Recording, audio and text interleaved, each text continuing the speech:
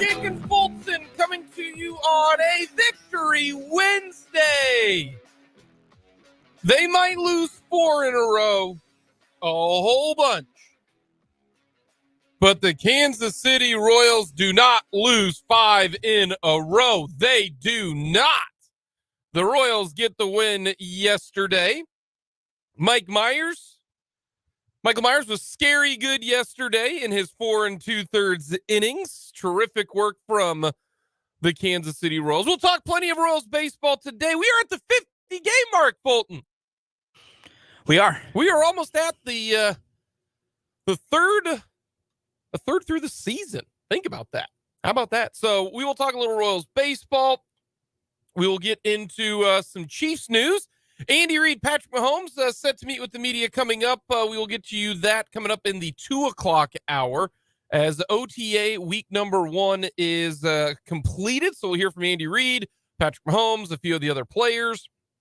That'll be coming up in the 2 o'clock hour. We're going to talk some Royals and Tigers baseball with a former KSNT, former Kansas City broadcaster, and current Bally Sports Detroit broadcaster. Johnny Kane is going to join us. Always fun to run down Johnny, talk a little Detroit Tigers, who are actually playing pretty well. They're in a rebuild, much like the Royals are, but they're much further along in the rebuild. How much better is theirs than the Royals? We will get into all of that. We'll talk a little pitching. We'll talk some KU.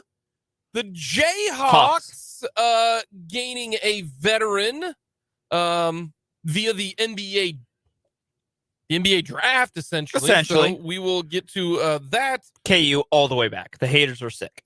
We will talk a lot here on this edition of Mic'd Up. As always, hit us up on your phone. You can use your text. Very simple. 785-272-9429. Hit us up on the Fleming Place Wine and Spirits phone line. Let us know your thoughts there. Check us out on our YouTube stream. Go to youtube.com/@sportson580. Go to our website, 580www.com. So easy, so simple for you to get involved. The bad news. The Royals won. Therefore, we can't give away tickets. I said if the Royals lost, we would give away tickets so that no matter what, we would be happy. And Jake, being a man of his word, won't do it today. If we get enough people on the text line who want tickets to give away today, if you get enough clamor, yeah, then we will.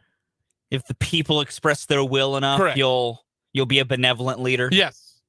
If there are enough people who say, "Hey, give us tickets," we'll give tickets away. Doesn't that mean we're going to give them to you specifically? Like, but it's you still a random draw. Yeah, it's still a random draw type of thing. This is not a dictatorship. I listen to the people. He says. I'm a man of the people. I'm just as frustrated with you as the Royals. So if you voice your opinion strong enough that, no, Jake, because the Royals won, we also should have a chance to get tickets. All you have to do is shoot a text. 785-272-9429 and say, "Hey, dummy, give away tickets." Then we'll give away tickets. So it's that simple. Call him a dummy, please. Yeah, go ahead. I just kind of find that funny. I've been called a lot worse. So have I. I've been called a lot worse in my life. Yeah. So, but the Royals did. They took care of business. It was nice. Mike Myers was good. Hopefully you had the over on strikeouts. My goodness.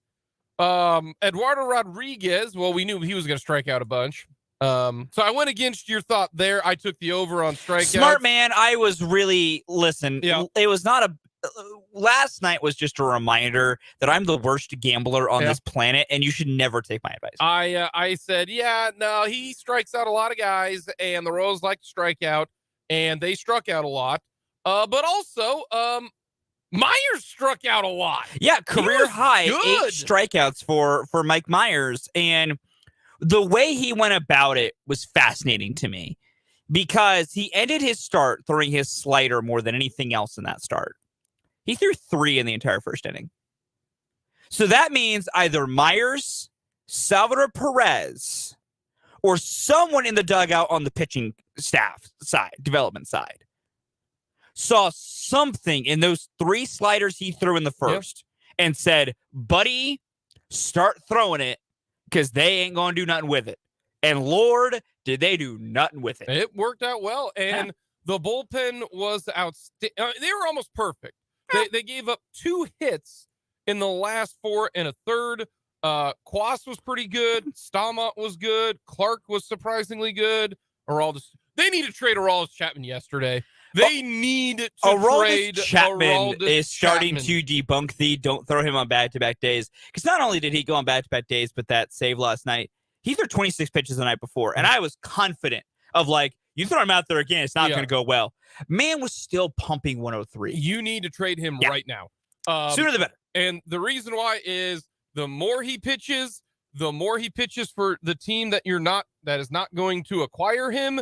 And therefore, the more he has a chance to get hurt. This is all about injury risk right now for the Kansas City Royals. Got to sell high on your boys. It is. I think unless he completely goes in the crapper, he's still going to be a viable he'll get you, unless he all of a sudden goes on a stretch to where he looks like Blaine Boyer or Brandon Maurer. Yeah. Okay.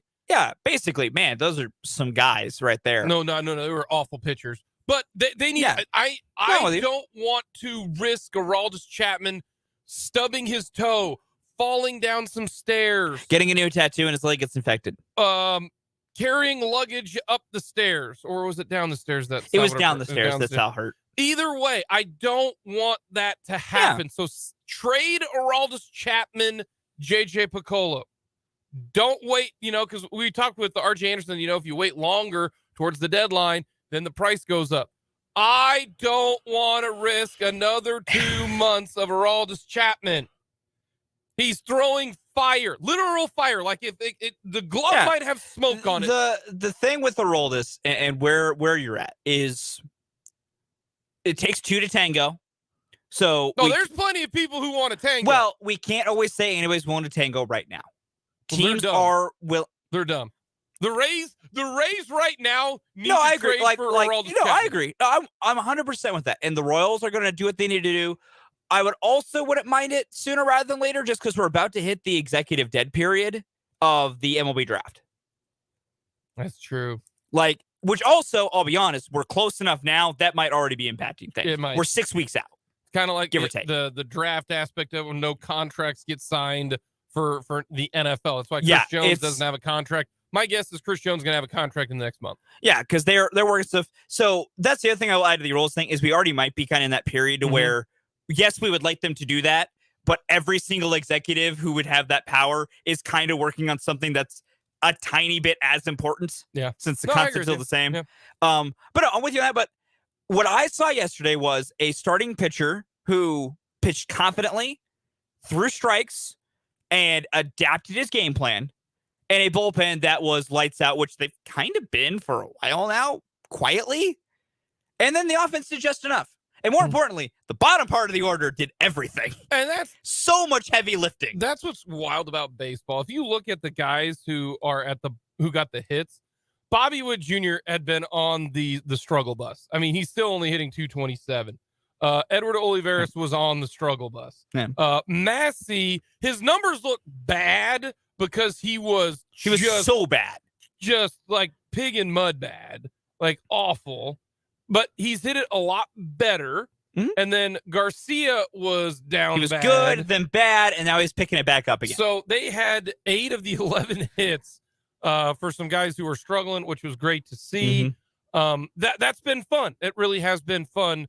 And Michael Myers deserves another start. Oh, 100%. I don't know how you're going to make the number shake out of like timeline on rotation, because the problem is you also want Daniel Lynch to start because he's looking good. The problem is those literally line up at the exact same timeline. So I'm not saying they can't do it. They can't. There is a way to make this work. That's why you're the manager. No, agree. Like 100% agree. Yeah. Like that's Matt Couture's job now is figure this out. Your 5 starting pitchers starting on May 24th are Brady Singer. You got to still throw him out there. You have to. Zachary Greinke. Daniel Lynch, Mhm. Mike Myers, and Jordan Lyles. Yeah. Like that's your 5 guys. And as much as to I know see a if it bunch of can you out happen. there would like Jordan Lyles to not ever pitch for this team again. They have nobody else. Quite literally that. And they've signed him for 2 years. Yeah. As I keep saying, just about 35 more. And I know that's a big number, but he's going to start every start he has coming through this year, and he's going to start about half of next year. They're probably going to all be bad, and it is what it is, but he's going to start as long as he's on this team. Yeah. Like so far, JJ McCullar's first free agent signing was a dumpster. It was a bad move, and we all knew it, and it is what it is. Everything he's really done since then, I've really quite enjoyed, but his leadoff move was a puzzler. If the Royals front office brings up Daniel Lynch to start on Monday, great idea. If the Royals bring up Drew Waters, anytime really. Anytime. I feel like Friday's my new gut feeling. Anytime. I think he comes up this weekend. Bring him up. Send Nate Eaton down. Then to me, they've done everything that they need to do for the future, for development, try to get things going a little bit. So the Royals did get a win yesterday. It was awesome. Which was terrific. It's cool. We are at the 50-game mark. Yeah. The Royals are 15-35. Hoofda. Let's go to the Wayback Machine and go with some records of the past. All right. The worst records for the Kansas City Royals after 50 games. 2006, they went 13-37 in their first 50 games. So 2023 better than 2006. Low bar, but truly over it. And 2005. Okay. Those were bad years. They were 13-37 through 50 games both those years. In 2006, more recent, they went 62-100. They had a worse record going into game 51. So going into tonight. Yeah. This 2016 had a worse record than this current 2023 team. And lost 100 games. And lost exactly 100 games. That's one blown save. That's one ground ball with eyes. And they don't lose 100. Yeah. Okay. So that's a positive for young Fulton. For me, they're not losing 100. And his team 10%. Not a good sign if you are Brendan and Dan team. And you. No, they're at higher than I am. Remember, I'm at 49.5. Oh, okay, fine. So they're 0.5% higher than you. Mr. Numbers over here, I expect you to say you're correct. So Dan and Brendan looking at that going, whoo, we're right on the brink. 2005, same record as this year, or as 2006, because they were doo-doo back in 05 and 06. Yeah. They ended up losing a franchise record 106 losses. So it can go both ways. 05 stunk. In 2013, this is the third worst start in Royals history because 2005, 2006, they had 13 wins in 50 games. This year, we're at 15 wins in 50 games. So then let's go next. 2018 and 19, they had the same record, 17-33. Couple games better than right now. Couple games, just a few. They ended up losing in 2019. They went 17-33, first 50. They went 59-103. That sucked. So they actually were worse after the break than 06 after 50 games. 2018, they were 17-33. They went 58-104. Then in 2004, they had a banner year to start things off. They were 18-32. Ended up losing 104. So the 5 worst seasons prior to this year, through 50 games, the Royals lost 100 every time. We're not going to talk about that. I'm just giving facts We're here. not going to talk about that. We are. We're not going to talk about that. So whether you won 13, 14, 15, 16, 17, or 18 games in your first 50, you went on to lose 100 games. Yeah. Here's what I want to get into, okay? I'm going to pull up the 2005 Royals team. Oh boy, if we're looking at some names on that team, it's about to be a real interesting trip. Yes. All righty. Who's the better? Excuse me. I'm getting choked up looking at these names. Who's the better catcher, John Buck or Salvador Perez? Salvador Perez. Who's the better first baseman, Matty Stairs or Legend. Vinny Pasquantino? Vinny Pasquantino. Who is a better second baseman, Ruben Gotay or Michael Massey? I'm willing to say Massey because Gotay was not good. He was trash. He was so bad. Your shortstop, Angel Baroa. Is Bobby Witt better than Angel Baroa? Bobby's better outside of the one Angel Baroa season. This year, Baroa hit 270, but only had a 305 on base. Well, he's Bobby. His OPS is 81. He's Bobby. That is Bobby. He's Bobby. Your third baseman right now is Michael Garcia. Is he better than not good Mark Tien? This version of Mike Hill is probably better than that version of Mark Tien. Correct. Your left fielder, Terrence Long. I forgot he even played for the Royals. That should tell you who we think is probably going to be better. Or insert Nick Prado. And this actually... Prado or Ollie? Was Long good that year? No, I mean, he's 87 OPS. No. Center fielder, David DeJesus, who was good this year. Okay, it was a good DeJesus this year? Okay. Yeah, he had an 804 OPS. Yeah, he was all right. He was okay. Then we're putting DeJesus over whatever center fielder's been trotted out so far. Emil Brown, your oh boy, right fielder, actually had a decent year. What was the OPS plus for Emil Brown if we got it? 114. Okay. So I mean, that's better than what MJ's been. Yep. And I have to put over what's happening right now a little bit. Yeah, and then Mike Sweeney, really good that year. Yeah, Mike Sweeney. I mean, he's really good. So here's the thing, like, there's more. I don't want to say a lot more. You got about 4 positions that there are better players on this team that are going to be playing every day than we're playing back then.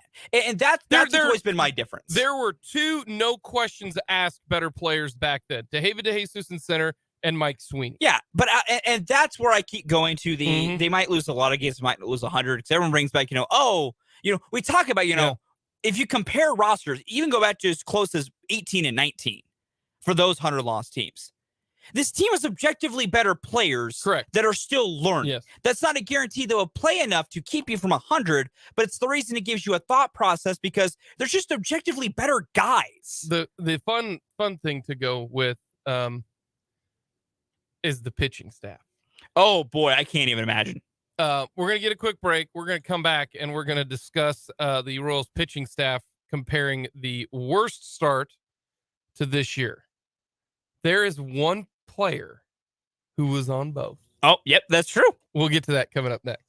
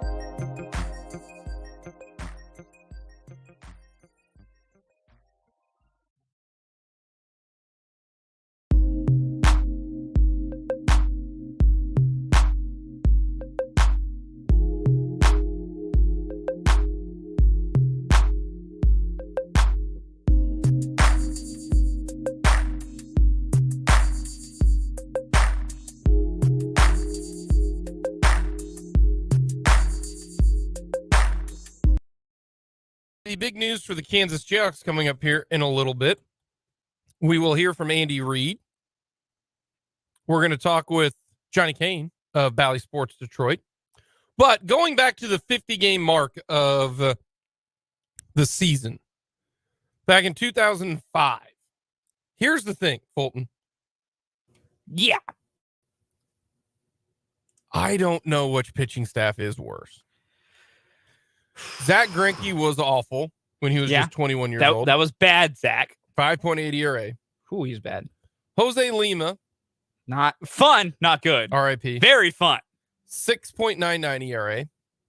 Ronalvis Hernandez, 5.52. Not great. DJ Carrasco was your best pitcher. Forgot he existed. At a 4.79. And then JP Howell had JP a Howell. 6.19 ERA. Man, they're just some guys. But here's the thing. You look at the Royals right now, they ain't much better. Oh, Lord, no. And for simple comparison's sake, if I can get to this quickly enough. I mean, you look at it, Lyles is essentially Hernandez. Brady Singer is worse than Lima. So if to give this a straight comparison, ERA plus exists. There are some better and some worse ERA pluses. This version of Zach Greinke almost 20 points better than that version of Zach Greinke. Yeah. The problem is though, Brady Singer's ERA plus is 59. Jordan Lyles is a 62. Jordan Lyles is as good as Jose Lima was that year. Yeah. That's what I'm saying. Like, the pitching that's the I don't disagree, sir. Bullpen this year way better though. Way better. Coming up, we're going to talk a little KU hoops and the big news from the Jayhawks.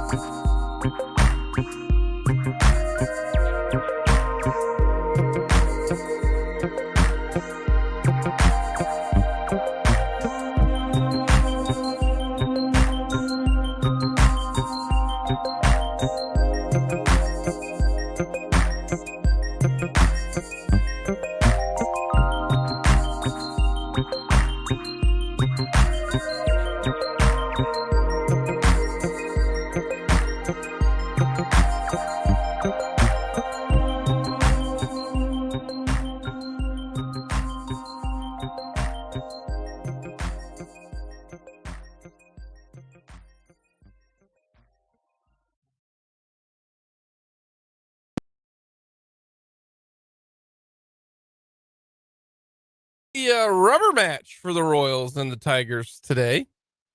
6:40 first pitch, 6 o'clock pregame coverage. We're going to talk with Johnny Kane of Valley Sports Detroit coming up at the top of the 1 o'clock hour. We are also going to get into the ACC pulling a Big 12 and the ACC trying to pull a Pac-12.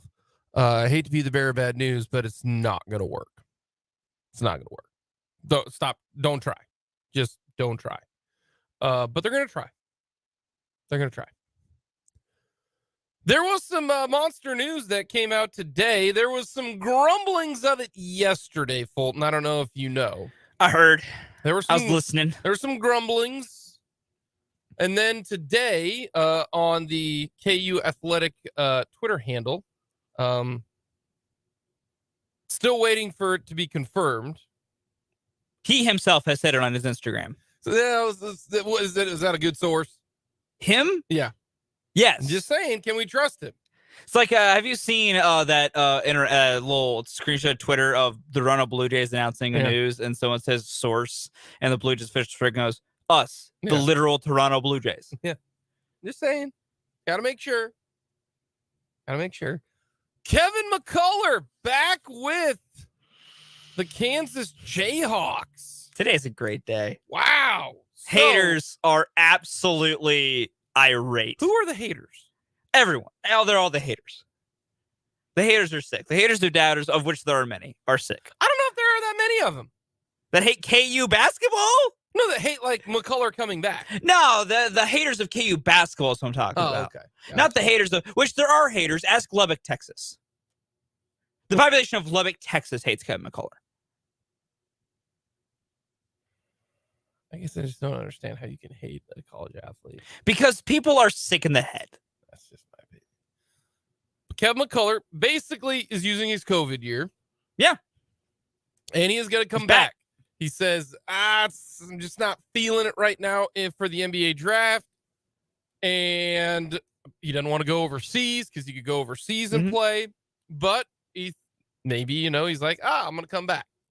Now, maybe NIL helps out in this situation. Maybe he thought to himself, I could go overseas and play in Germany or France or, somewhere, Italy, Turkey, wherever, and make some money. Or I can play at KU and make some money through NIL. That is a positive here, keeping Kevin McCullar here. If there was no NIL, I'm pretty sure Kevin McCullar is gone. Yeah, because that would be my guess. Part of this is draft stock and what he was hearing from the combine. And I have to imagine with him making a decision to come back, the combine consensus was you're going to be a second round pick.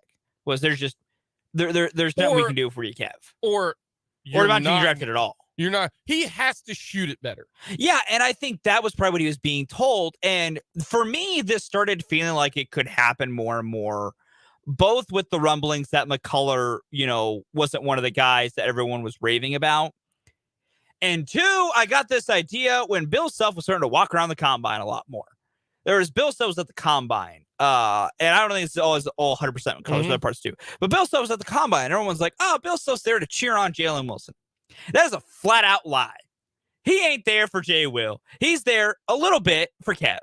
And also to network with all the other guys that are going to come back through the portal because they're not there. Well, now they have, I think, one scholarship left, or it might be Kevin McCullar's. I have not done the math or paid attention enough. I think there's one left. I think there is one left. But there's a chance there's not, and it's Kevin's. But if that's what it is, well, roster. I'm good, bro. So Kevin McCullar is a 29% 3-point shooter. That's not good enough to go to the NBA and get. I don't think he was going to get drafted. I wouldn't have been surprised if he was being told he was going to be undrafted. Because the shooting's the problem. Yes, he can rebound. Mm-hmm. He averaged 7 rebounds a game last year. He's a terrific defender. He can get to the hoop. Not a bad, 2-point percentage, but you cannot. No one's going to draft you if you shoot 29% from 3 in your career in college, because normally those numbers go down in the pros because it is tougher to get your shot off and it is a longer shot. So Kevin McCullar did what he needed to do. I'm going to come back. So the Jayhawks now, to me, have 3 guys who are no question going to be starters. Now, some will say 4, but it is DeJuan Harris at the point, Kevin McCullar at one of the wings, and then Hunter Dickinson as the 5, one of the posts. You got 2 other starters. A lot of people say, well, KJ Adams is going to be a starter. He had a great year last year. He's a good role player. I still am on the how does KJ Adams do against non-centers, because that's what's going to end up happening. A big plus for what KJ Adams did this last year for Kansas was he was an undersized 5 who was quicker, more explosive than the normal 5s, right? He was a lot bigger, more explosive, quicker. He was more athletic, and it was a mismatch, right? It was his more, speed and his quickness is what won him a lot of those battles. Yeah, more of the small ball stuff. So I am not. I'm interested to know, because now the biggest guy on the team is probably going to guard Hunter Dickinson. Okay, Hunter Dickinson is not Amari Stoudemire or Kevin Garnett. Okay, he's not. All right. He's more of a Nikola Jokic, bigger guy, but not a blazer. Yeah, no, he's not a quick man. So that's why the biggest guy is going to guard Hunter Dickinson, because he's 7 foot. So how does KJ Adams go up against the 4s?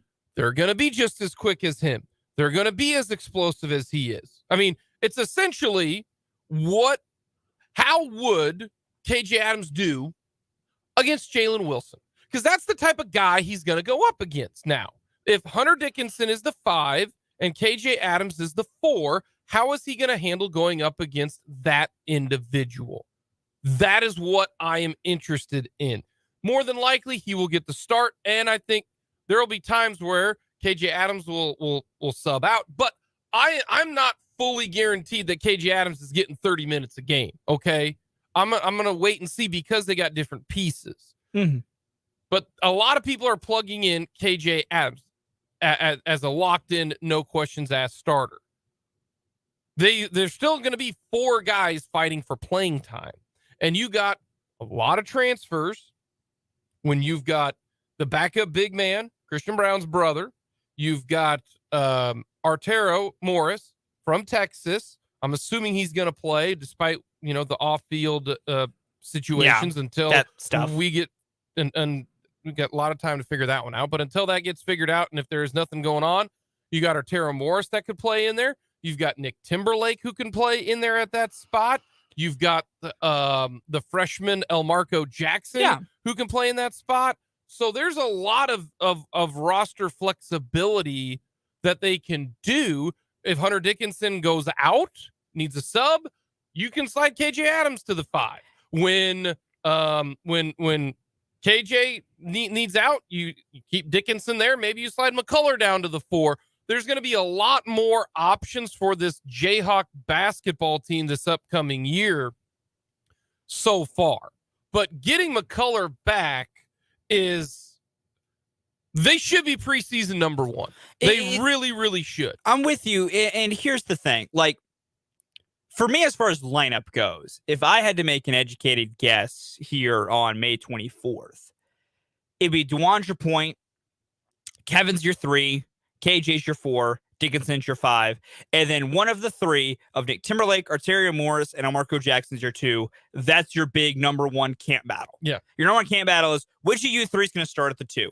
All 3 of those guys will play a decent amount of minutes, but it's just who ends up getting it is that point, because we know Bill Self is 2 things. 1, he likes more traditional sized lineups and likes his double bigs down low.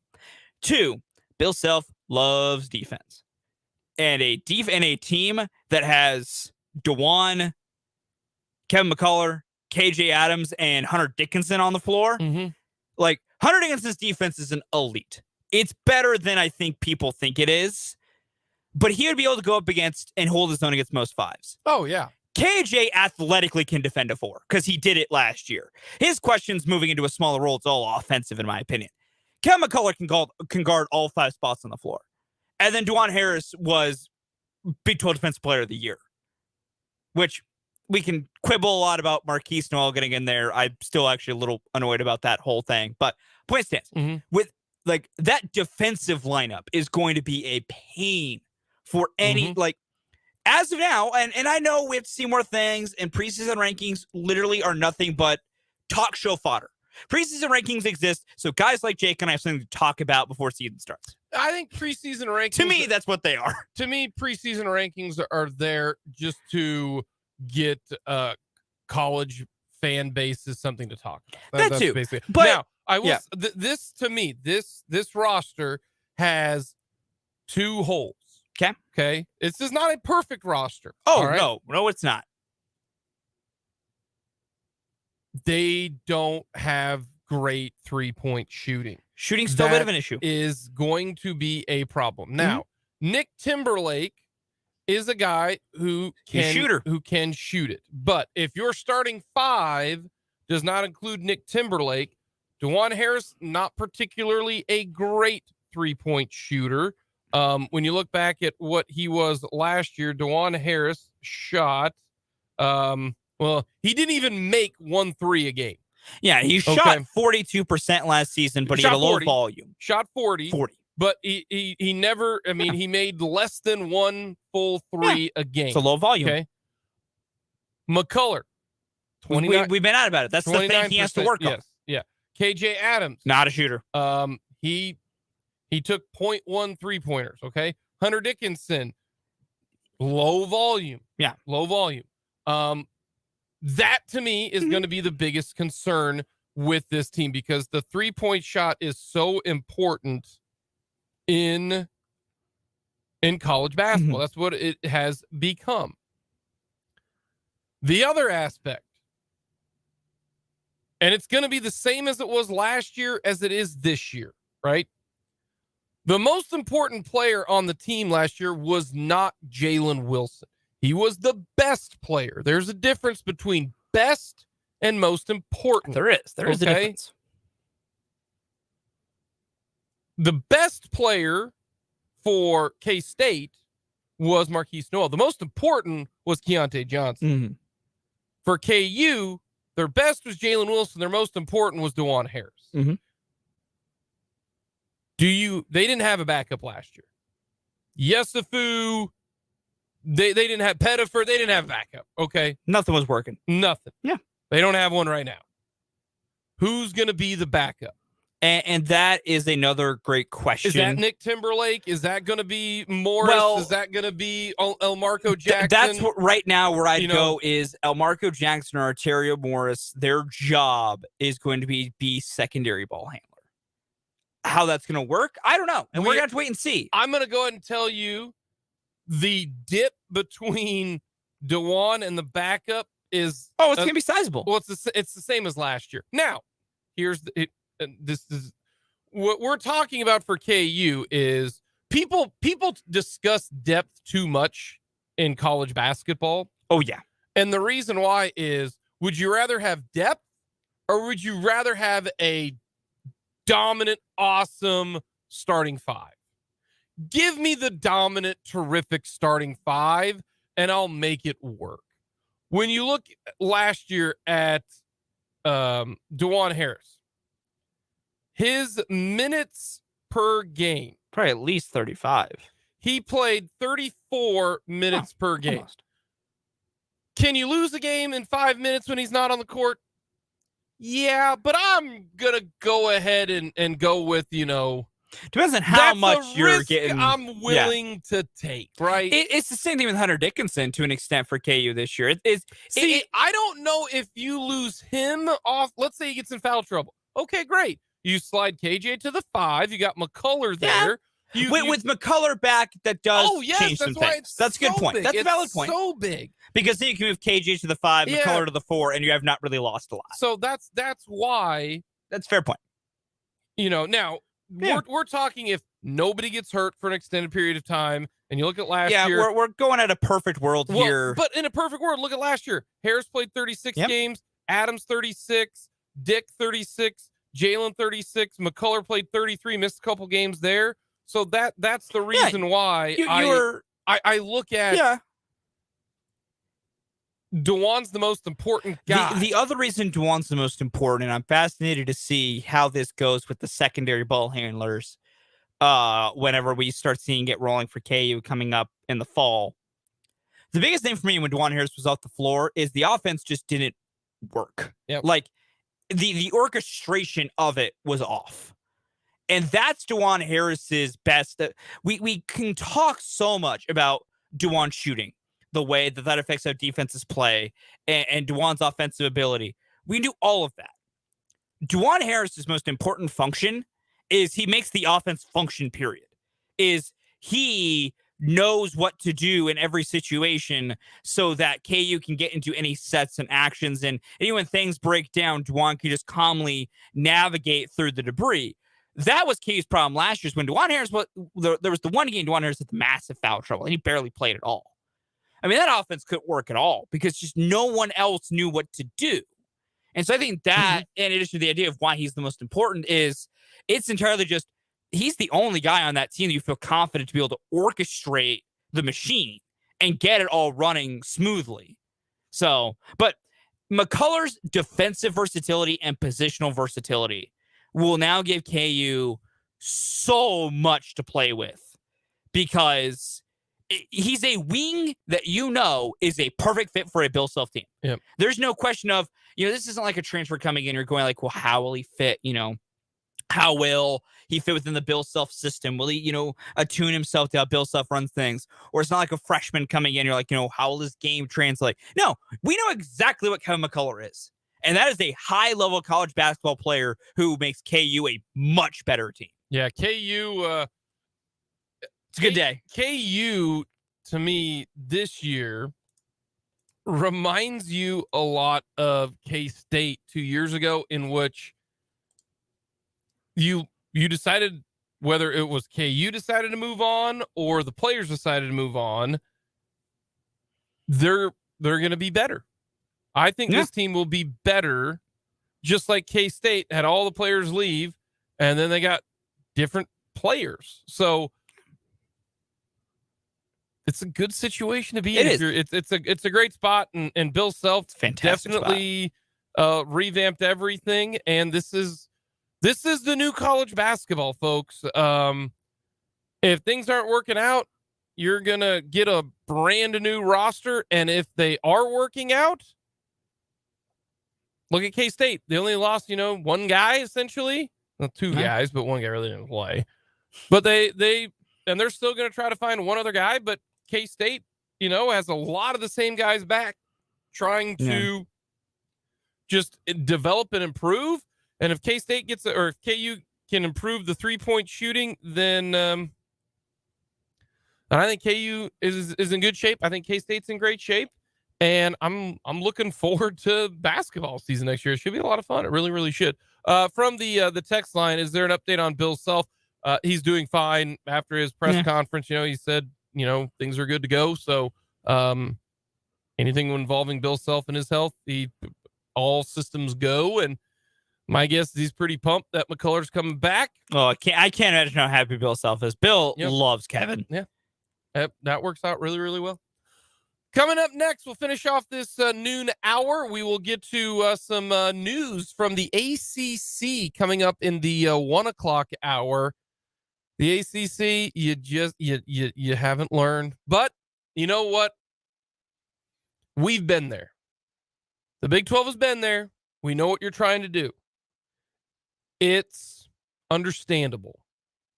It is going to fail miserably, but it's understandable. We'll get that in the 1 o'clock hour. We'll finish things off coming up next here on Mic'd Up.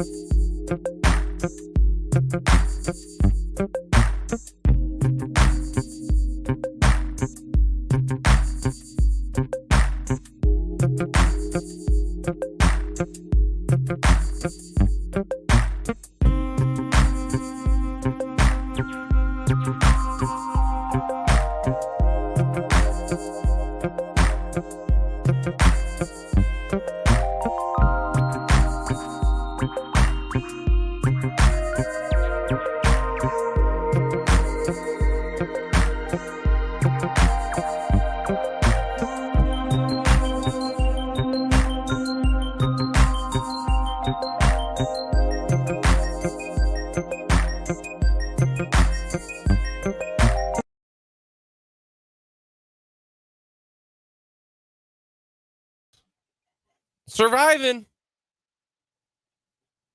They beat the Heat yesterday. Boy, the Heat had a chance. They were up at half.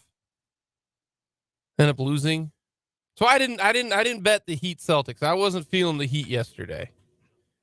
Fair to believe the Celtics. Don't let them get hot. So they got they turned up the heat, is what you're saying. Admit it, that was the good one. Nah. That was the good one. Nah. They turned it up, especially in the fourth quarter. They went from medium to high heat. Nah. And the Heat, well, they turned that burner off. Okay, we're pushing it. We're pushing it now. I can keep going. I know man. you can. I can keep going. So do we even need to play the NBA Finals? Just give the Nuggets the title. Let's see what happens. No. Celtics have nobody that can hang, and the Heat have absolutely nobody. We just need to Nuggets sweep. You heard it here first. Coming up, we're going to talk with Johnny Kane on all things Detroit and Royals baseball.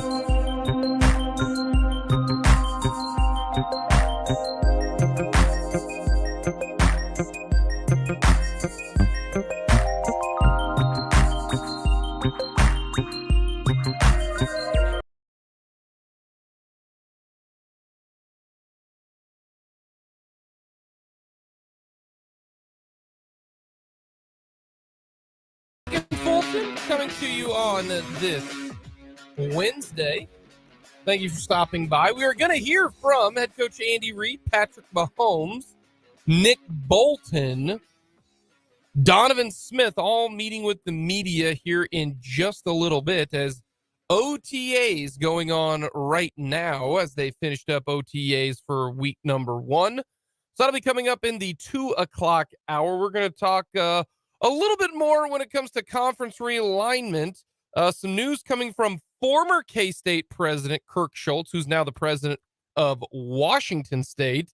Not great news if you are in the Pac-12 right now.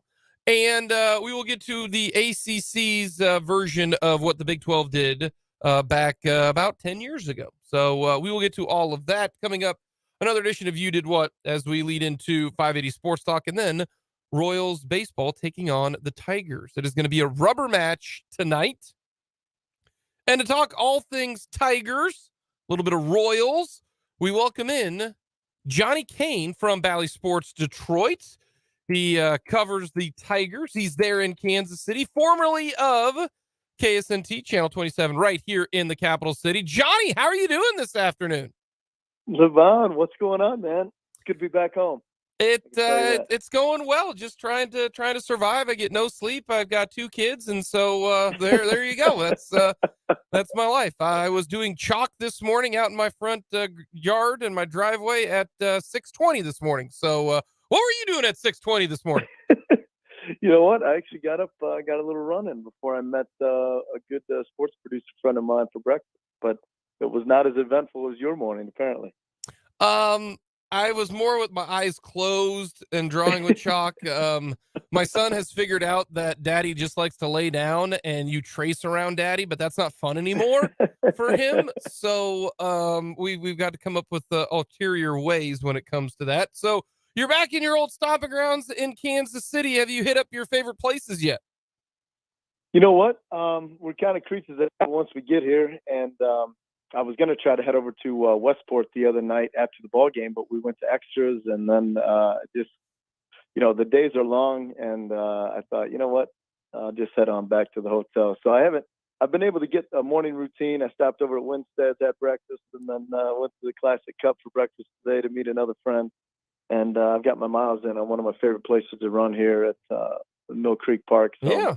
I've gotten a couple things done, and but just being back at the park is, like they say anywhere, it's like the people make a place, and just to be back and seeing some of the familiar faces at the ballpark it's something you can't put a price tag on. So it kind of washes over you once you come back and visit. So I got to talk a little bit just about baseball in general. You cover it on a daily basis. Give me your take right now. You're amongst it.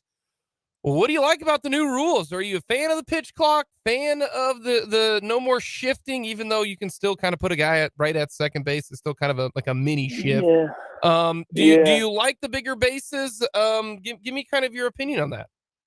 Yeah, I think overall, everybody appreciates. I would say 99% of the people that I'm associated with, the people associated with baseball, whether that's fans or front office or players, broadcasters, for the most part, I'd say 99% are in favor of the pitch clock and what the residual effect of that has been. At first going into it, I wasn't sure if I was going to like it, if I'm being 100% honest. Mm-hmm. And obviously I'm not a player, but and I enjoy the rhythm of a baseball game. I don't think we should be putting clocks on everything and try to tidy everything up into a neat little package. That's what made baseball so great. However, there were times when you would have you could have one pitcher that would hijack the day, and the disengagements over to first base and his work in between pitches and in between facing batters. Now you got everybody playing under the same umbrella, the same rules, and it gives you more of a purpose to the game. And so I think the tempo has been better. It's easier to follow.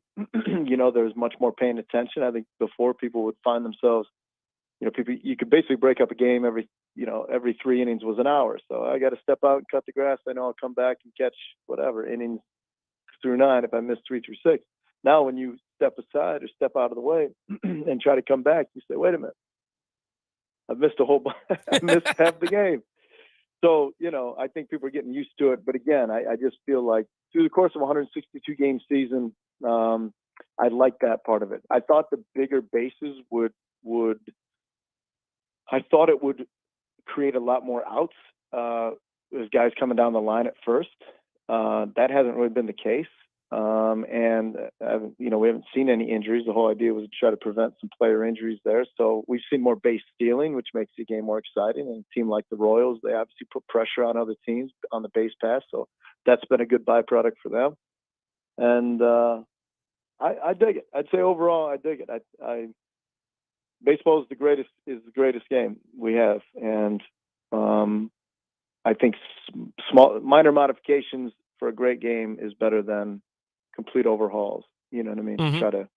To try to make it a one size fits all. So to appease a larger mass. People who love baseball are gonna love baseball. So I don't want to mess with it too much. Yeah, I was very skeptical like you. I thought, no, it's not gonna. They're gonna make all these sweeping changes, and it's gonna change the game like 8 minutes. That's not worth it to change it 8 minutes. Right. It's 30 minutes, and 30 minutes is a substantial amount of time when it comes to the sports aspect of it. So I'm kind of on the same boat as you. I was a little, let's wait and see. And now it's fun. It's got a great rhythm. The only thing I wonder is come playoff time. The one thing I do like about the playoffs is the moment could breathe a little bit where, it's the bottom of the 8th inning, runner on first. There are times where they didn't throw a pitch, but that pause and that breath allowed the moment to build up. and then the pitch comes. Now it's, pitch, 8 seconds, pitch, 10 seconds, pitch. It makes me wonder if there's, that moment can have that, crescendo, if you will. Yeah, I get what you're saying there. Yeah, we'll just have to wait and see on that. Yep. I know what you're saying. The other part of it, Jake, is the 6:40 starts. You're bumping that up by a half hour. Back where we play in the Eastern Time Zone in Detroit, we were 7:10 and now it's going to 6:40. I think the Royals were 7:05 and now it's 6:40. So now you're shortening the games by a half hour and you're starting a half hour earlier. As we know, as a society, it's so much different than it used to be. Everybody works at 9 to 5, gives you enough time to get home, get over to the ballpark, yada yada. Primetime TV had its slot. Well, now everything's 24/7. I mean, there are no rules like it used to be. So being able to get out of a ballpark or be able to go to a game and know that you're not going to be, especially somebody like you, if you're going to be outlined by chalk in the morning, you don't want to be out, out all night at the ball game. It's like, I got to get up early. So it's been nice that they had a condensed game and then that's starting a little bit early. I think more people are getting an opportunity to catch it. We're talking with Johnny Kane, Bally Sports, Detroit. And speaking of Detroit, right now, 21-25, just 2.5 games back of the Twins. Was this kind of the expectations of this Detroit team this year? Well, it depends who you ask. I think the team itself, there are a lot of guys. You're probably taking a flyer on 7 or 8 guys that you want to see. Are they going to be a viable part of the future? You could look at Kansas City's roster the same way and say, well, how many of these guys are going to be long-term solutions? You hope the majority of them. But same with the Tigers. They brought in some new faces and some guys who can play. There are a lot of guys that are what we would consider super utility. So not a lot of household star names, but a lot of guys that are at that point in their career, like that age 27, right? You're right in that. It's kind of like, hey, we got to figure it out. Are you going to be an everyday player? Can you be an everyday contributor in this game? So the way, the one thing they wanted to do this year more than anything was with their pitching and their hitting was control the zone. And so they did that really well in the first game of the series against the Royals. And that is, basically let's fill up the strike zone when we're pitching, and when we're hitting, swing at strikes, and let's cut down on the chase rate, and let's just try to really simplify. I mean, it sounds simple, right? Everybody does that, but simplify it. And if you're able to do that, and we've seen this team be able to do that, that's why they're only 4 games under 500. It's not a strong division. It's not as strong as what we've seen in the past with the Central, but for what this team is, to be sitting in second place, in late May, it's a pretty good feeling. So they haven't played out of their minds, and they've certainly left some on the table that they could have won. So I think most people are comfortable where they're at, and then I think once you get to the All-Star break, you kind of see and then assess. And the Royals are in kind of a similar situation as the Tigers. The Tigers have been in a rebuild. The Royals, have been in a rebuild for quite some time. Is there anything that you see out of the Tigers? Are they ahead of their rebuild than maybe the Royals are? And how have the fans reacted to kind of the rebuild for the Tigers? Because that's a lot of Royals fans here are just done with it. I go out and golf, and I ask just some random people, hey, what do you think of the Royals? Not realizing that they're probably going to be a part of a sports talk show, and they go, oh, who cares about the Royals? I don't care about the Royals. They're so bad. I watched them the other day. Like it's not even they're watching. They're not. They just don't care. Like, is that where Detroit is at? Where's Detroit at with their fan base and their rebuild? Yeah, they're not there. I mean, and that's tough. I think we may have talked, last time I was on the show. I think most people would have done, and this may not be a popular opinion, but would have done what Dayton Moore did, and that was sell out to win while the window was open. And so maybe you hung on to assets a little too long when you could have got peak value. And that has you mortgaged the future a little bit, and that's handcuffed the franchise because they held on to a couple, guys that had peak value, but you went for another one, like you tried to stay competitive in 16, right, into 17, and it just hasn't played out. And now, the cupboard is largely bare. But most fans, I remember, man, when I left after the 2014 season after they lost in 7 to the Giants, and who knew they would win it in 5 against the Mets the next year. That time being in Kansas City and or Topeka is sometimes in my life, in your life, that you would never trade for anything because of how awesome it was. Now, obviously, kind of embarrassment of riches now with what the Chiefs have been able to provide as well.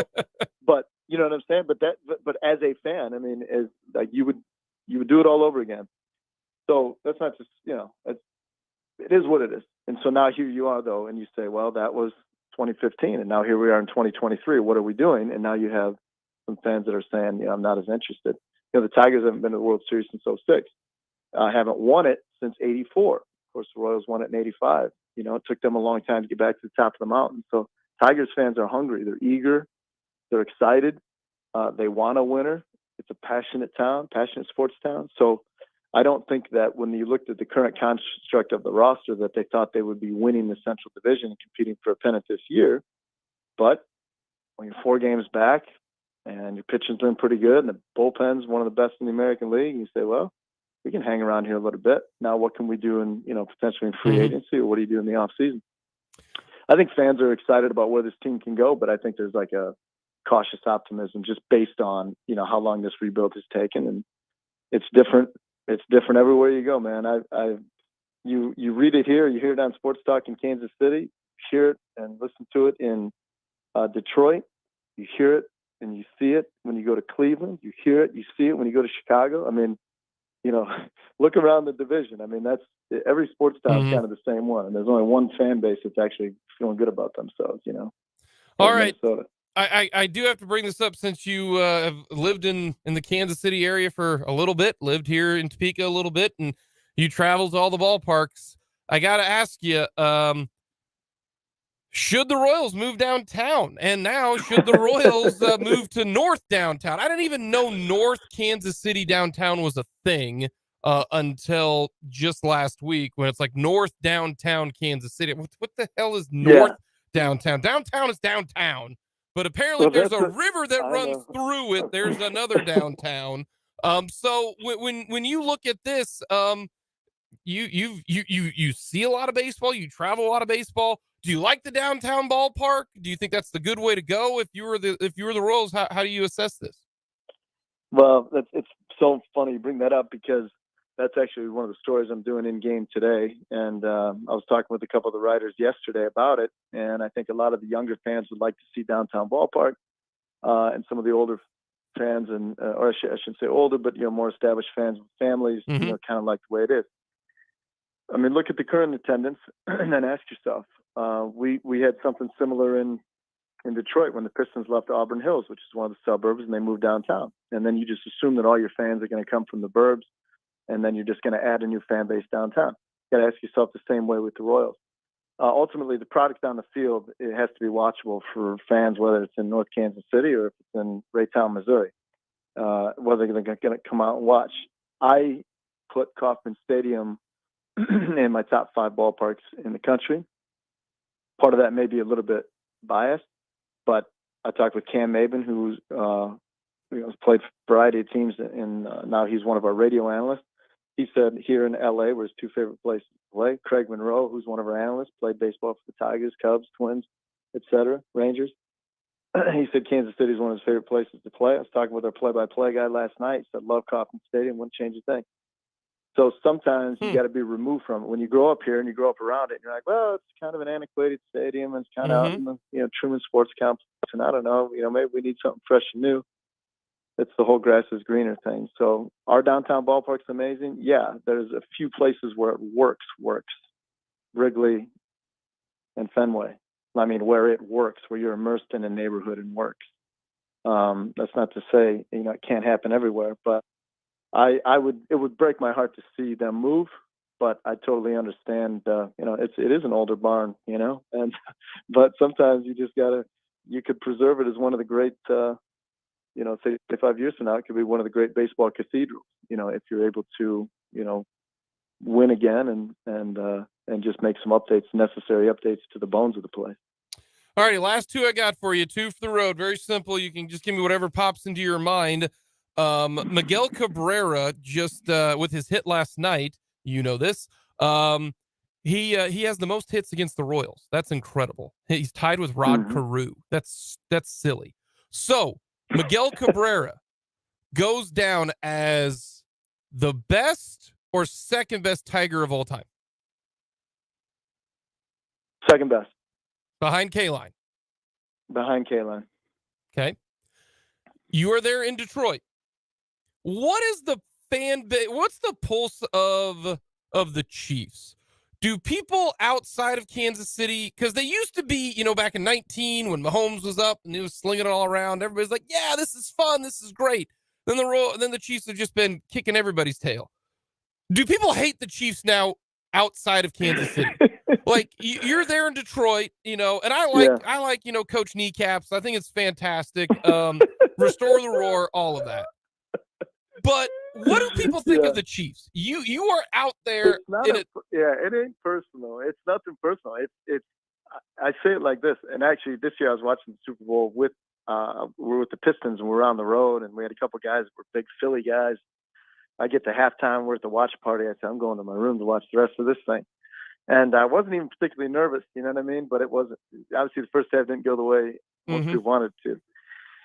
It's not anything against Patrick or Kelsey or Reid or anything about Kansas City. It is just, I think people root against dynasties. Okay. I mean, they like some girl last night I saw at the game and she's, we're talking about the NBA and she's like, I'm just so glad LeBron lost, in the Lakers. And I thought just because like, she just didn't, like she was tired of that, you know what I mean? And people were tired of Tom Brady winning all the time. People were tired of the Golden State Warriors winning. I mean, I'm not saying everybody, but it's just as fans, I think people are like, okay, well, they've won their fair share now. It's like you win 2 Super Bowl titles, you get a chance to become a dynasty, and people are like, okay, well, I'm over the Chiefs. It's like, well, why? Like, this is cool. This rarely happens. Like, yeah, I think somebody else will return. I think it's just a human nature thing. But I don't think, I know the first game of the season, there won't be many Chiefs fans in Detroit.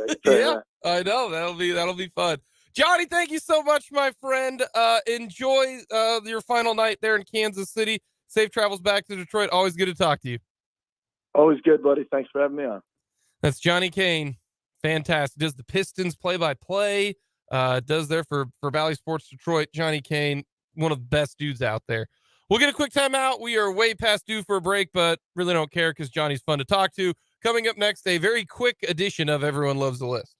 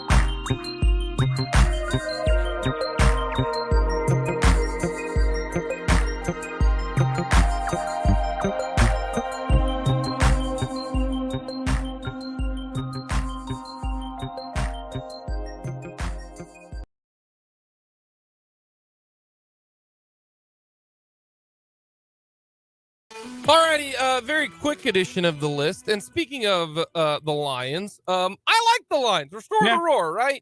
Coach Kneecaps. So we're going with teams in 2023 that you'd like to see have some success. Yeah. Number 4 for me, because I want to be right about this quarterback. Chicago Bears. Justin Fields, please have a good season. I want to be right. My number 4, it's the Green Bay Packers. Yeah. I want to see Jordan Love go out and ball just because I've soured a little bit on Aaron Rodgers. Yeah. So I'm going with Green Bay, number 4. Number 3 for me is Green Bay. I want Jordan Love to ball out. Truly. I want Jordan Love to ball out. Number 3 for me, and I probably should have put them 4. And I think I'm going to switch it. Okay. I'm going to switch it. Very first ever mid-switch. Yeah. Okay. I'm going with the Jaguars. I like Lawrence. I like Doug Peterson. I'm going to put them 4. Not too and much then I'll success. and then I'll put the Lions. I get you. 3. Number 2. Put the Packers 3. Number 2 for me, Seattle Seahawks. Geno Cook again, please. It'd be awesome. Mine's the Seahawks, number 2. Yeah. I want to see Geno Cook again. Yeah, go Seahawks. I like Seahawks. Number 1 for me, Carolina Panthers. I want to be right about Bryce Young, man. Okay. I want them to go crazy with Bryce Young. I want to be right. Brendan's gonna hate us, but I picked the Packers. You know, it's the Lions, man. Yeah, Brendan's not gonna like you for that. No, he's not. That's I at least had the Bears 4th. You know, but he's not gonna like you either. I put Green Bay over the Bears. He might tolerate it. Hey, I got Green Bay at 3 too. That's you know, fair. so I mean, I get it. You know, fair teams enough. that I kind of want. Like, there are some teams that I, like, it's fun. Yeah, it is. Jacksonville's the only AFC team, though. The only one. Coming up next, what is the ACC going to do when their new plan doesn't work? We'll get to that.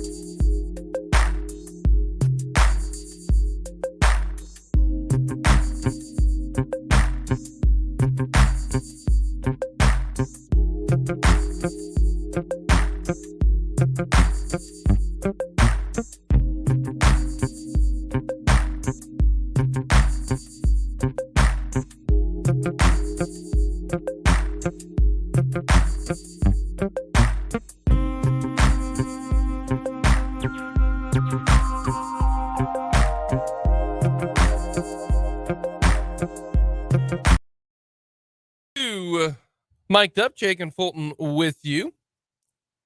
Andy Reid and Patrick Mahomes have met with the media. Nick Bolton finishing things up right now. We will hear from both Andy Reid and Patrick Mahomes coming up in the 2 o'clock hour. Hear what they had to say. We'll also see if we can't squeeze in Nick Bolton. They met with the media today as the Kansas City Chiefs OTAs finished up today. So we'll get to that in the 2 o'clock hour. As always, let us know your thoughts on our text line, 785-272-9429. Give us a shout on the Fleming Place Wine and Spirits phone line. You can also check us out on our YouTube page and streaming on YouTube.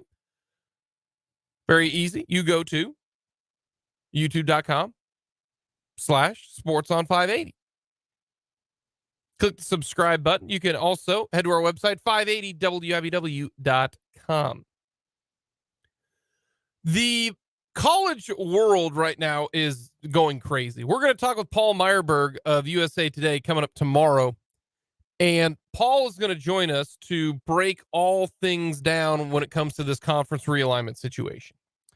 But since the last time we talked about this a couple days ago, there have been some different things happening. First and foremost, the Pac-12, you are on the struggle bus.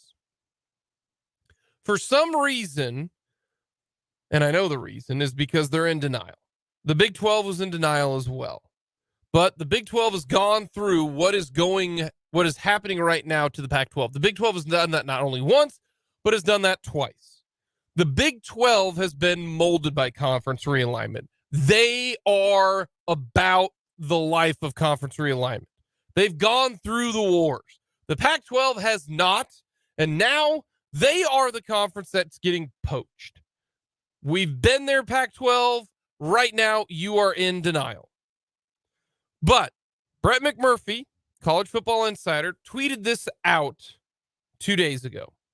Washington State President Kirk Schultz says WSU Athletics will have a temporary freeze on all current and future vacant positions until further review, as well as a pause on non-essential travel, purchases, and new professional development.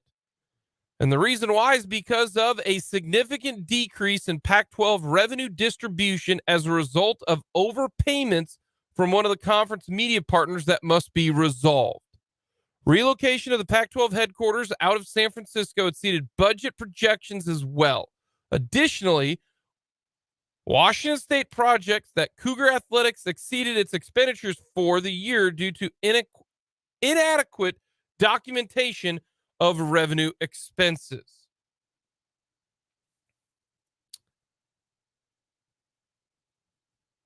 That tells me that there's not any new money coming into the coffers for Washington State. Otherwise, why would you do this? If there was a media deal similar to that of the Big 12, where you're going to generate $50 million a year per school, you probably don't even say this. Honestly, I probably wouldn't have said it to begin with. You can go ahead and keep that closed doors, because what that reads to me is desperation right now. That is going, oh no, nothing's coming through that door. Just a little bit ago, ESPN said that they are out on the Pac-12 as a tier 1 media partner, meaning that, yeah, they're not going to be the main Pac-12 media part. They'll be, second in command. But if you are Washington State President Kirk Schultz, why would you say this? If there was a TV deal, like so many Pac-12 people think there are, and that everything is fine, and even without USC and UCLA, we're totally good, no big deal, then you go status quo if there's another, contract coming through. I think the Pac-12 is now starting to realize right now you are in trouble. And that's what the Pac-12, that's going to be a tough pill to swallow. So for me, seeing that tells me that there isn't a big time contract coming through. We were been told by a bunch of West Coast media that, the Pac-12 deal is still going to be the same as the Big 12 deal. No different. They're about even. Well, if they were about even, why hasn't that deal been done yet? If you want to just be close to what the Big 12 is doing, make the deal right now. It's not happening. There's also rumors going on that Colorado's going to join the Big 12 by next week.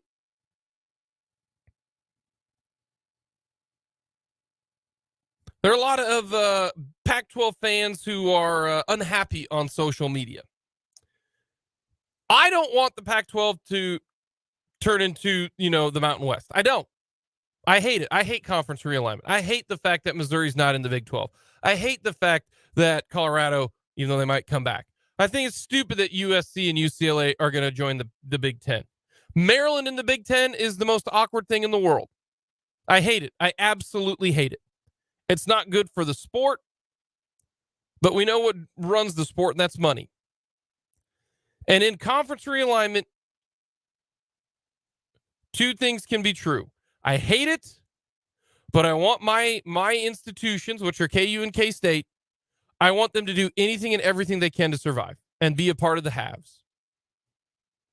This is a what have you done for me lately, and I have to look out for myself situation.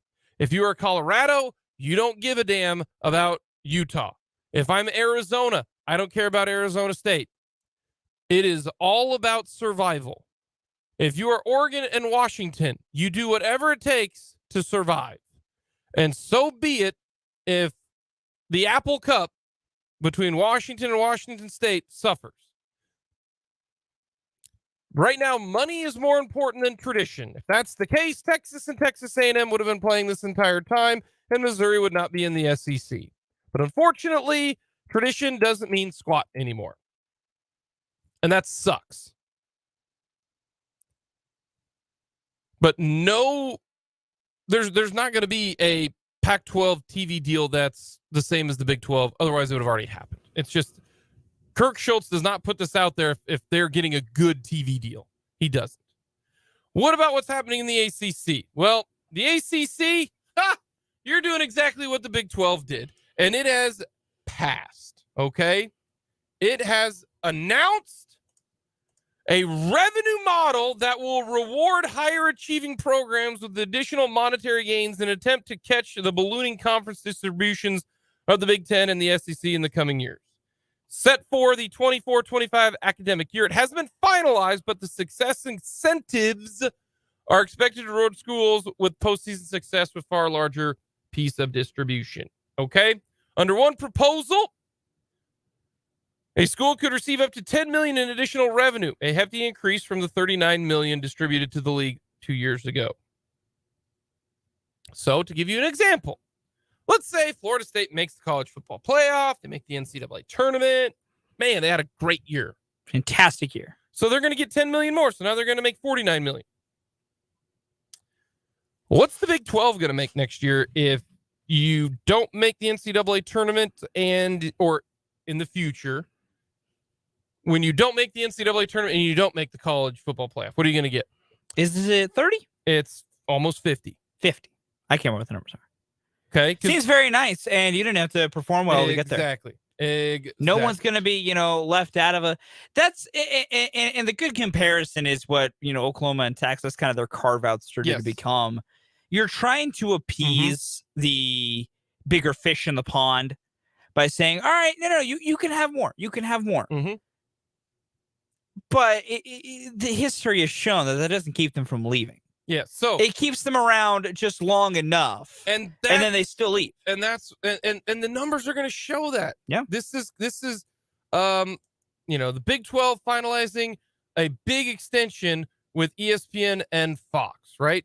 And this is going to be the 2024 year in which the Big 12 is going to dole out $47 million per season. That includes the college football playoff, around $50 million. Okay. Right now, the ACC, if you get the $10 million, is at $49 million. Yeah. This is exactly what the Big 12 did in allowing Texas to have the Longhorn Network, allowing Oklahoma to have Soonersports.com. The ACC already has its ACC network. So there's no way you can find a way to give the schools who want the more money in Florida State, Clemson, North Carolina State, those schools, okay? Virginia Tech, because those are the 7, right? Making what the Big 12 is making. And if you're Florida State and you're North Carolina and you're Clemson and you're going, how are those damn schools? How is Iowa State? How is West Virginia? I don't know if Cincinnati's going to get it because they're a new member of that. Yeah. How are they making more than we are? So what happens is you're trying to survive. And I get it, ACC. I do. But until the day that anyone can leave, they're leaving. So if I am the other schools, I am trying to prepare a contingency plan.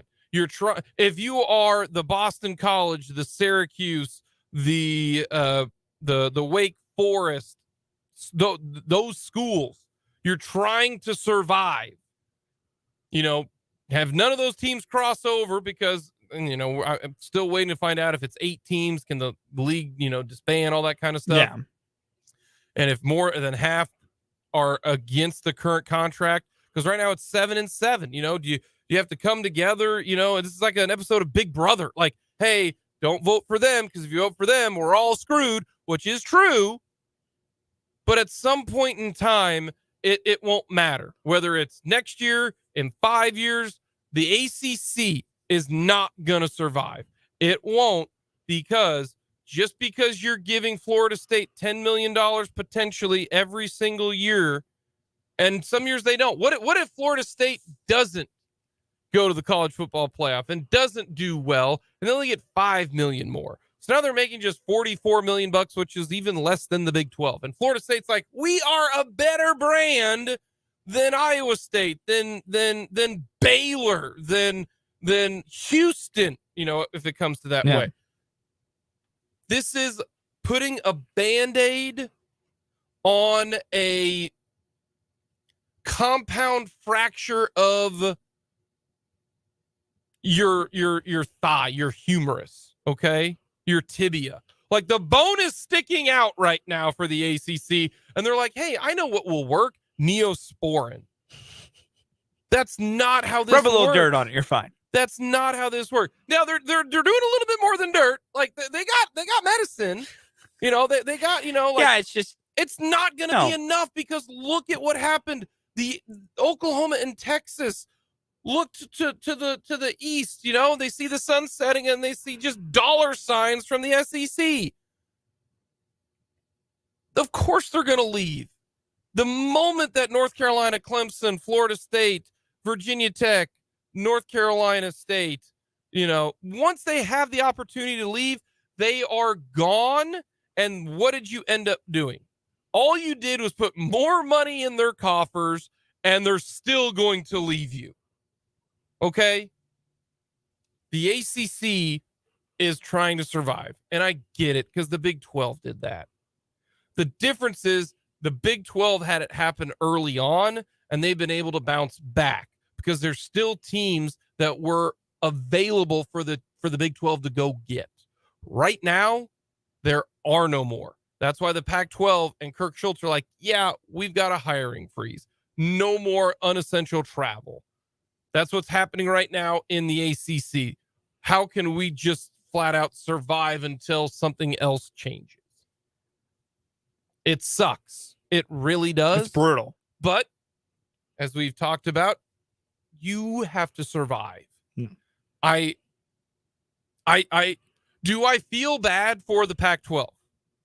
No, I don't. And the reason why I don't feel bad for the Pac-12 and all these, you know, people are like, why is the Big 12 now looking down on us, the Pac-12, in our darkest days? Because nobody looked out after the Big 12 in their darkest days. Everybody tried to pile on the Big 12. That's why I don't feel any sympathy whatsoever for the fans. And I get it.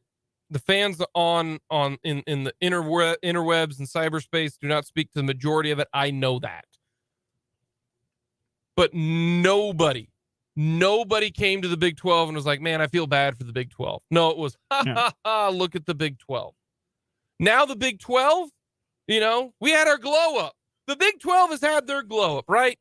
We were that, you know, kid who was a freshman in high school who got cut, and now, you know, we hit puberty, you know, got a little bit bigger, faster, stronger, you know, got in the gym, started working on our game, and now all of a sudden, whoa, is that the Big 12? Wow, he's 6'5" now, or wow, look at the Big 12, you know, she's really pretty. You know, congratulations, Pac-12, you peaked in high school. The worst insult you can give to someone. Like that's what's kind of happening right now. And that's why the Big 12 fans and the Big 12 are puffing out their chest going, hey, we got 50 million. And the Big 12 knows. The Big 12 is not under the delusion of we're going to compete with the AC or at the Big 10 and the SEC. No, we know that. It's that spot of being third that in this particular arms race is a perfectly fine spot to be in. Mm-hmm. And that's what I think been the other kind of misnomer with part of this is that also the third, you know, being the third conference to survive and kind of being in that third tier is not an enviable position to be in. It's like, well, it's better than not existing. Because that's what's going to happen to Washington State. That's what's going to happen to Oregon State. Yeah, like you are now the American. You're going to have to be because the spots are all drying up and there's only so much you can do. And yeah, you're at the point now, truly, where if you are a school in one of these two conferences, it's not about what's best for the group. Mm-hmm. It's what's best for you. And it's a little bit of it's a very selfish way to look at it. And it's a very, very negative way to look at the situation. But it's also the realistic way to look at the situation. More of the Pac-12 than anything else. Is all those schools left just need to go, what's best for me? Okay, this is funny. Someone on Twitter. I think Washington ends up in the Big 10. Yes. So Washington State, you're tough. Like I do. I think Washington's going to end up in the Big 10. And that's why if you are the Pac-12 right now, yeah. Someone else says, I don't think the Pac-12 falls apart Schultz forgot to mention that Washington State has plenty of research money, and that's why the Pac-12 apologists say, in addition, rubbing shoulders with Cal and Stanford raises university academic standing. Academics don't mean squat. They don't. People who think academics are the main reason why this is going to happen, no, it's not. Academics doesn't mean anything. And if people tell you they do, sorry, Charlie. Like, that's, you think the reason why Ole Miss is in a good spot is because they got great academics? Sorry. No, Ole Miss is in a great spot because it's in the South. You think Northwestern? Yeah, we're keeping Northwestern. No, the Northwestern got grandfathered in. Indiana got grandfathered in. Ain't nobody watching Indiana football, but they're perfect in the correct spot. They got the geographic, lottery that they won. Washington State, I don't care how much money you got in research funding. Nobody watches your football team. Nobody watches your basketball team. Vanderbilt won the geographic lottery. That's just the way there's a reason why the Big Ten chose USC and UCLA and not Oregon and Oregon State. Coming up, we'll hear from Andy Reid and Patrick Mahomes.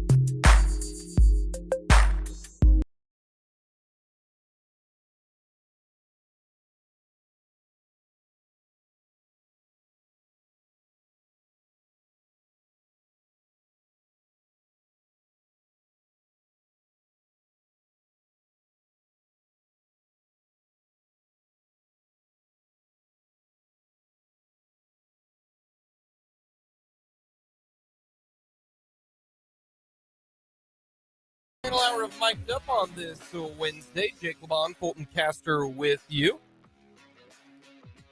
Thank you so much for stopping by. We've got Royals baseball coming up tonight. Zach Greinke on the bump at home. Yep. It's usually gone well. Going up against, here come Matt Boyd. Here come Matt Boyd. Matt Boyd has had some success against the Royals in the past. I do know that.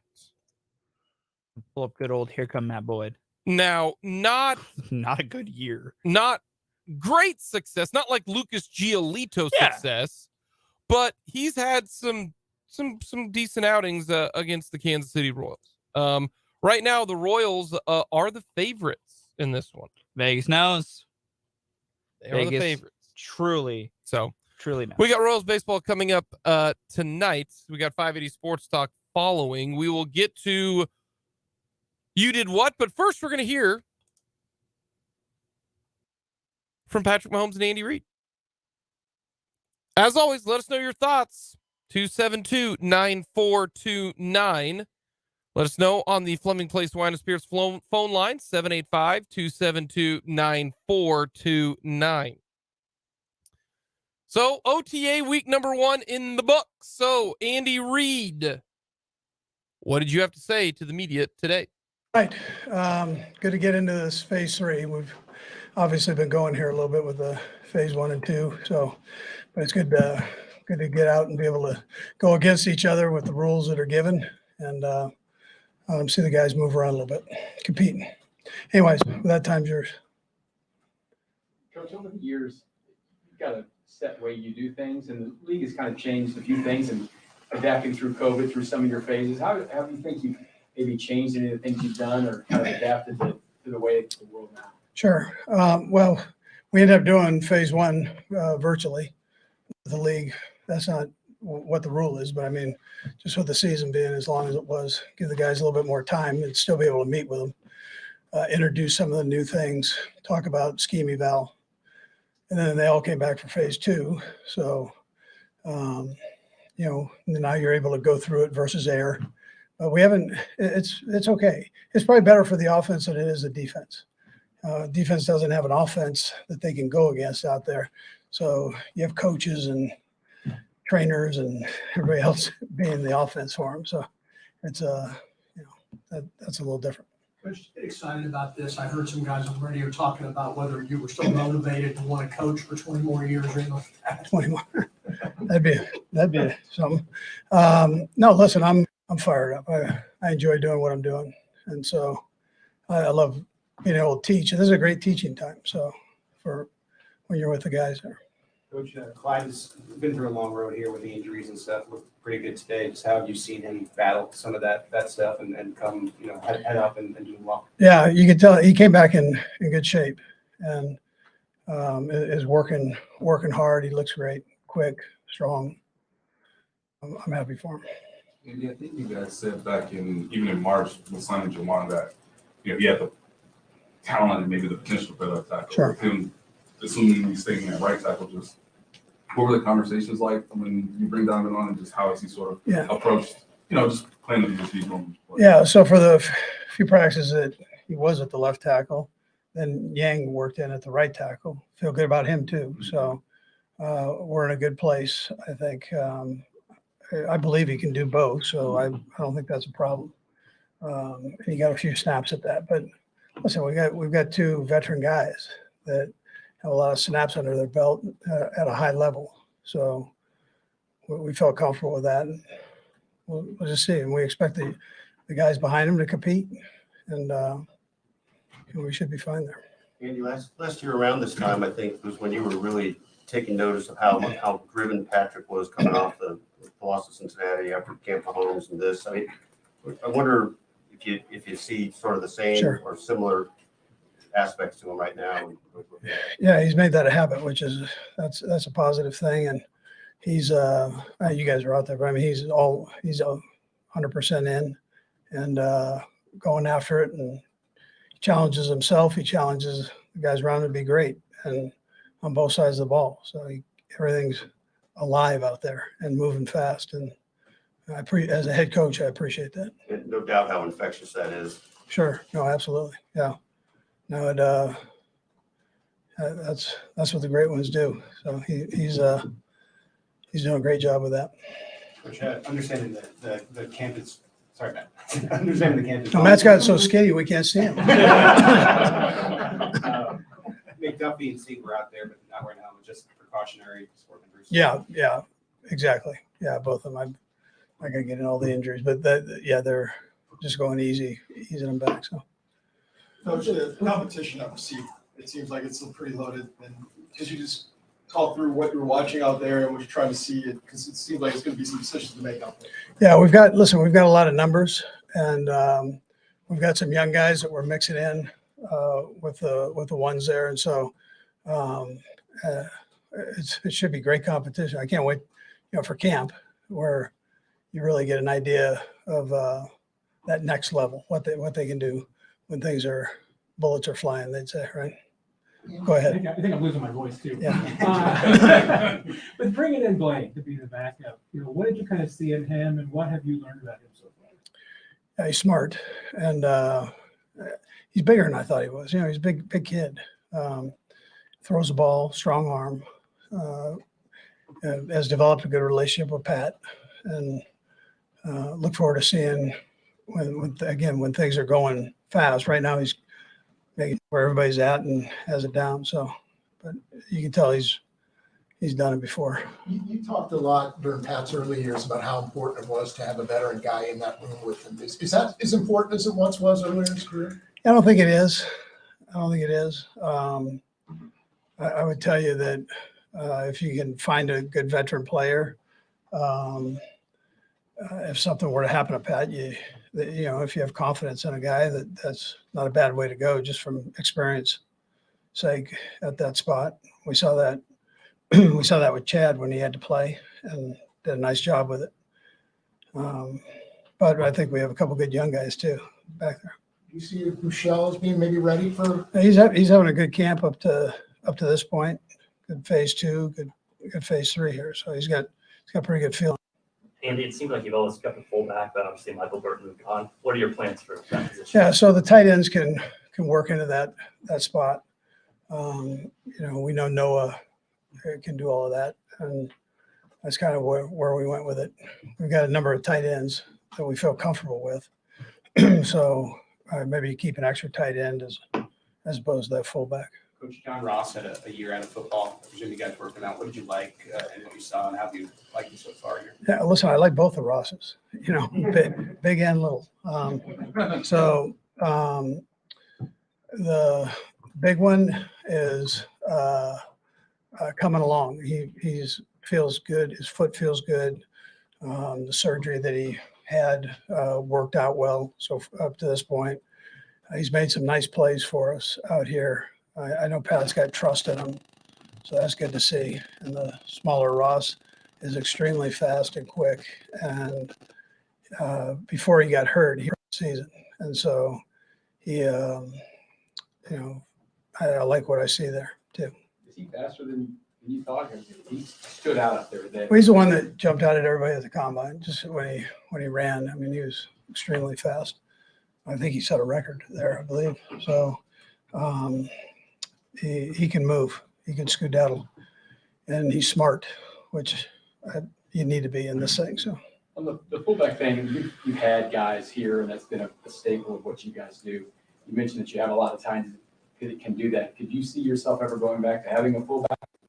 Is it a sea change for you not have on the roster? Yeah, we normally don't have the number of tight ends. That we've got here. So I would go back. I mean, that's not a problem. We liked what we had last year with it, but again, we were always without the injuries. We were going to have to juggle that last year somehow. So but guys got banged up. We've got a lot of reps today with Brian Cook in the secondary, working obviously with Justin. Just what have you seen so far, and what do you hope for him? Yeah. Obviously being in that starting role. He's done a nice job. He finished the season strong, and he had some nice snaps in there. So for us, and he's just kind of picked up from there and done a nice job. Couple more guys. And Reid's done a phenomenal job. He's had a great offseason. He's been here every day that he could be here and just working his tail off, and you can see it. I mean, he understands what's going on better than what he did, and he's moving around great right now. Coach, you talked about people finishing the season strong. Scott Moore finished positive note. What are you seeing from him so far? Yeah, I like what I see. Getting strong. You can tell that he's worked this offseason. He was down there with Pat the whole time and never missed a day with him. So he's doing a good job. Better understanding. Yeah. Coach, how do you deal with winning? Is it different? Is it more difficult, or is it different dealing with a team that's coming off a Super Bowl championship like you've done before? Do you talk about that, not getting complacent? Yeah, no, I go the other way. I mean, can we be better? Let's work on that. That we can control.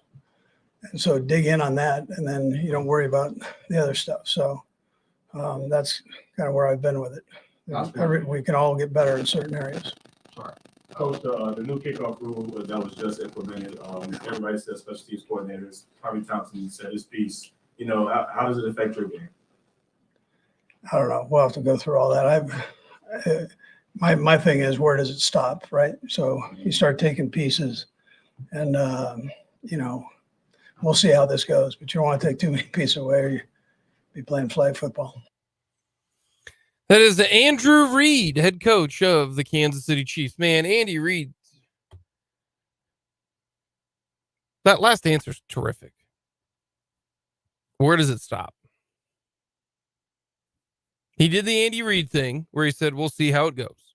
It's a very Andy Reid answer, right? We're going to see how it goes. We will navigate it. We'll kind of do our research. Very Andy Reid answer. But then goes, you take away too many pieces and you'll be playing flag football. Special teams are part of the game. That's part of the fabric of the game. That would be like getting rid of free throws in basketball. Do free throws determine the game? Yeah, sometimes. Does special teams determine the game? Sometimes. Does good kickoff return coverage and punt return coverage determine games? Yeah. Chiefs lost to the Colts because Scott Moore couldn't field 2 punts. Chiefs won a Super Bowl because Kadarius Toney returned a punt. Correct. Kickoff returns, kickoffs, everything that's part of the game. Mm-hmm. And that's why I said it yesterday. If you're playing football now, you know that your brain can turn into mush. They're doing what, cars were. Hey, back in the day, growing up, the seatbelt was your mom's arm. Whoa! And that arm was strong, Well, back in my day. Your day, a lot different. Yeah. Nowadays, my goodness, you have to be like 95 pounds before you can get out of a car seat. Trust me, I know. You try to make it as safe as you can without changing the game. So I think Andy Reid is one that, all the coaches and players were against the kickoff rule. So I thought that was kind of interesting. Some other things that Andy Reid had to mention. The Rosses. we call them the Rossai. Ross's, John and Justin. Just call them the Rosses. But that wasn't as fun. Like, remember when it was Markeith and Marcus Morris? They were the Morai. I mean, fair. But then the Morai sounds so much better than Rossai, you know? But big and little, you got big and little Ross. Maybe little Ross has got something that not many people do. That's speed. The other thing that was interesting, the tight ends are now your fullbacks. Yeah. You heard Andy Reid right then and there say that Noah Gray, maybe Blake Bell, maybe they'll keep an extra fullback or keep an extra tight end. You've got 4 tight ends on the roster. Maybe they keep an extra one. But they will have 4 tight ends. Kelsey, Gray, Bell, and Jody Fortson, probably your fullbacks there, as one of them will act as tight end. One of them will act as a fullback. McDuffie and L'Jarius Sneed were held out due to injury concerns. Just being a little bit cautious, trying to calm the waters a little bit there. Patrick Mahomes is still Patrick Mahomes, crazy competitive, and nothing's changed even after winning a Super Bowl. Juwan Taylor going to play right tackle, but a lot of depth there. You mentioned Lucas Niang. So Niang, more than likely it's Niang, Smith, and Juwan Taylor as your tackles. After that, you're fighting for positions there. Big news. Clyde Edwards-Helaire came back in good shape. Looks good. Y'all know my stance on the whole best shape of my life being in good shape. That's on my pet peeves list. If you ever say I'm in best shape of my life, that's expected. Your literal job is to be fit and an athlete. So if you're not, then you're lazy. So Bartolo Colon didn't do his job? There's a difference between no. You can look doughy and you can look out of shape, but still be in shape. Like the perfect example, I remember talking with Mike Wilhoit when he was playing with the 49ers. I asked Mike, I go, who's the freak show? Because in the NFL, there's freaks everywhere. And I'm thinking it's Vernon Davis. I'm thinking it's Patrick Willis. I'm thinking it's Navarro Bowman. And it wasn't any of those guys. It was Justin Smith, former Missouri Tiger, defensive end, defensive lineman. He goes, Justin Smith is absurd. Like you can be big and still be in shape and not look like, DK Metcalf and his like 15 pack that he's got. But oh wow, Clyde Edwards-Helaire came in great shape. Congratulations on doing your job. Jake and his constant battle over athletes saying they're the best shape of their lives. I hate it. That'd be like saying, oh, wow, good job, Fulton, for not hitting your girlfriend. Sweet. Bothers me so much. All you have to do is work out 2 hours a day. That's all you have to do. Wake up, eat breakfast, work out skill position-wise on the football field for an hour, then go lift weights for an hour. That's your workout. And then really good ones do that twice a day. Your job is to be in shape, and you're saying, oh, look at me, I'm in such great shape. No, what's more impressive is the guy who works 8 to 5, has 2 kids, and is in great shape. That guy deserves a standing O. Oh, I play football. Look at me, I'm in shape. I hate that so much. I will never not laugh with how much you hate this. Oh, it might creep up towards the up the top, to the. So is that the one off-season program cliche you hate more than anything else? More than anything. I hate that more than a lot of things. Yeah, not a fan. Jake, not a fan of a guy coming in saying, I'm the best shape of my life this time.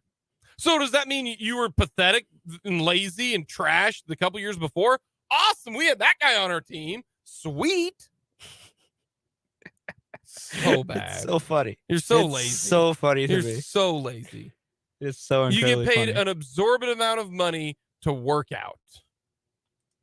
There are a lot of people that I know that work out and don't get paid. Yeah, so do I. I know a lot of people who do that. Yeah, they're called Them are the real truths right there, especially the ones with the kids. Still doing that? Yep. So that's what Andy Reid had to say. Patrick Mahomes had to say two really important things. One about a teammate and another about his contract situation. We'll get to that next. This is Rosie the Skunk for Atmos.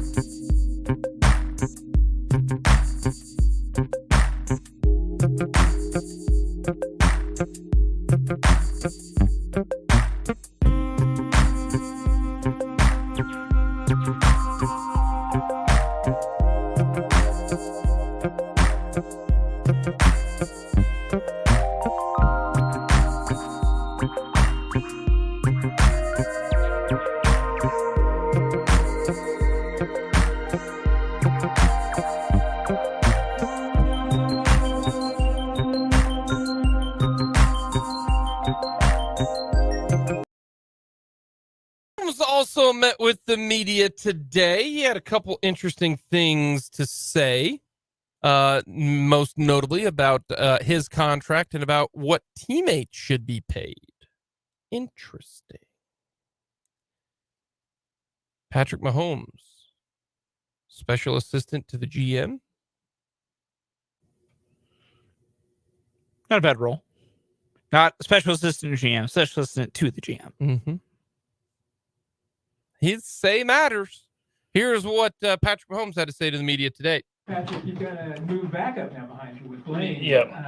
How did you get to know Blaine so far? What are your kind of first thoughts? Yeah, I mean, first off, I knew of Blaine from Chad, them playing in Jacksonville together. I mean, Chad spoke very highly of him. And then since he's been in the building, he's been a true pro, and he's came in. You can see the talent. You see why he was I believe top 10 draft pick or a first round draft pick, and the arm strength, everything like that. And he was just backing up with Tom. So I'm asking him for any advice he can give me, because if you're learning from that guy, you're learning from the right guy. So just another good quarterback, good guy that can be in that quarterback room. One of the changes you guys have is the new offensive coordinator. You know, Nagy was here obviously before, and then again, what's the kind of transition been like for him to be the OC right now? Yeah. I mean, it's been easy, I think, for me, just because I was here when he was the OC the first time. Obviously, EB will be missed. I mean, the way he was able to take us and lead us to the offense that we've had these last few years. So he'll definitely be missed, but I'm glad that it's someone that I'm comfortable with, someone that I've worked with before. And I think the guys are starting to learn on how he wants things done. I mean, even though it's the same system, it's obviously a little bit different on the guy and the coach and stuff like that. And so it's been a smooth transition so far, and now it's about kind of continuing to build until the season. And I know it's May 24th, but just what's your overall assessment right now of this collection of receivers? Yeah, I mean, I think we're deep. I think that's the biggest thing. Usually, you have a good feel for kind of who the guys are going to be and everything like that. But with this group, it's like every single guy. You're like, I can see him making a path and making the team. And so, I mean, that's what you want. You want that competition.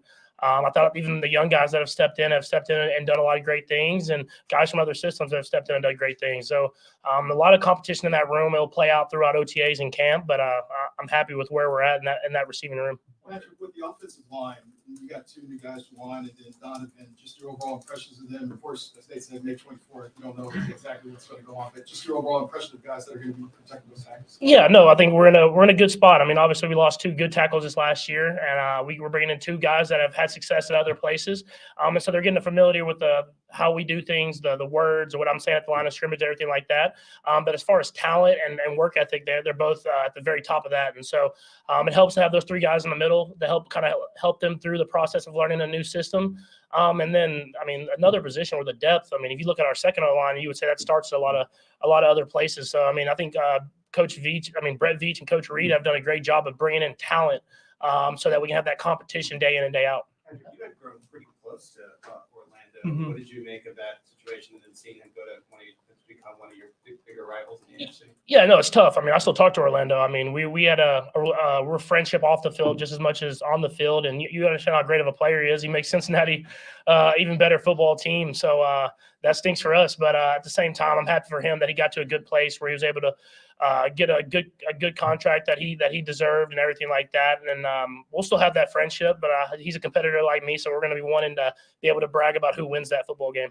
I think Rashee Rice ran some routes with you down in Texas before he was drafted by the Chiefs. Mhm. Just from that day or a couple days, whatever it was, what were your impressions of him from just down there before you knew he could play with you? Yeah, I think which I've seen now, even to this day, now that he's been here, is I like the feel that he had when he was running the routes. A lot of times, you get a lot of young dudes that are extremely athletic and they just run as fast as they can, and they're just running around and they don't know exactly where to be at. And where I could feel where he would sit there and he would listen to guys like Trav, he'd listen to Kadarius and those guys talk, and he would get a feel for how he was running the route. And obviously, he has the explosiveness, the jump ball ability, but the way he was able to kind of feel throughout the zone coverages and pull up in the right spot.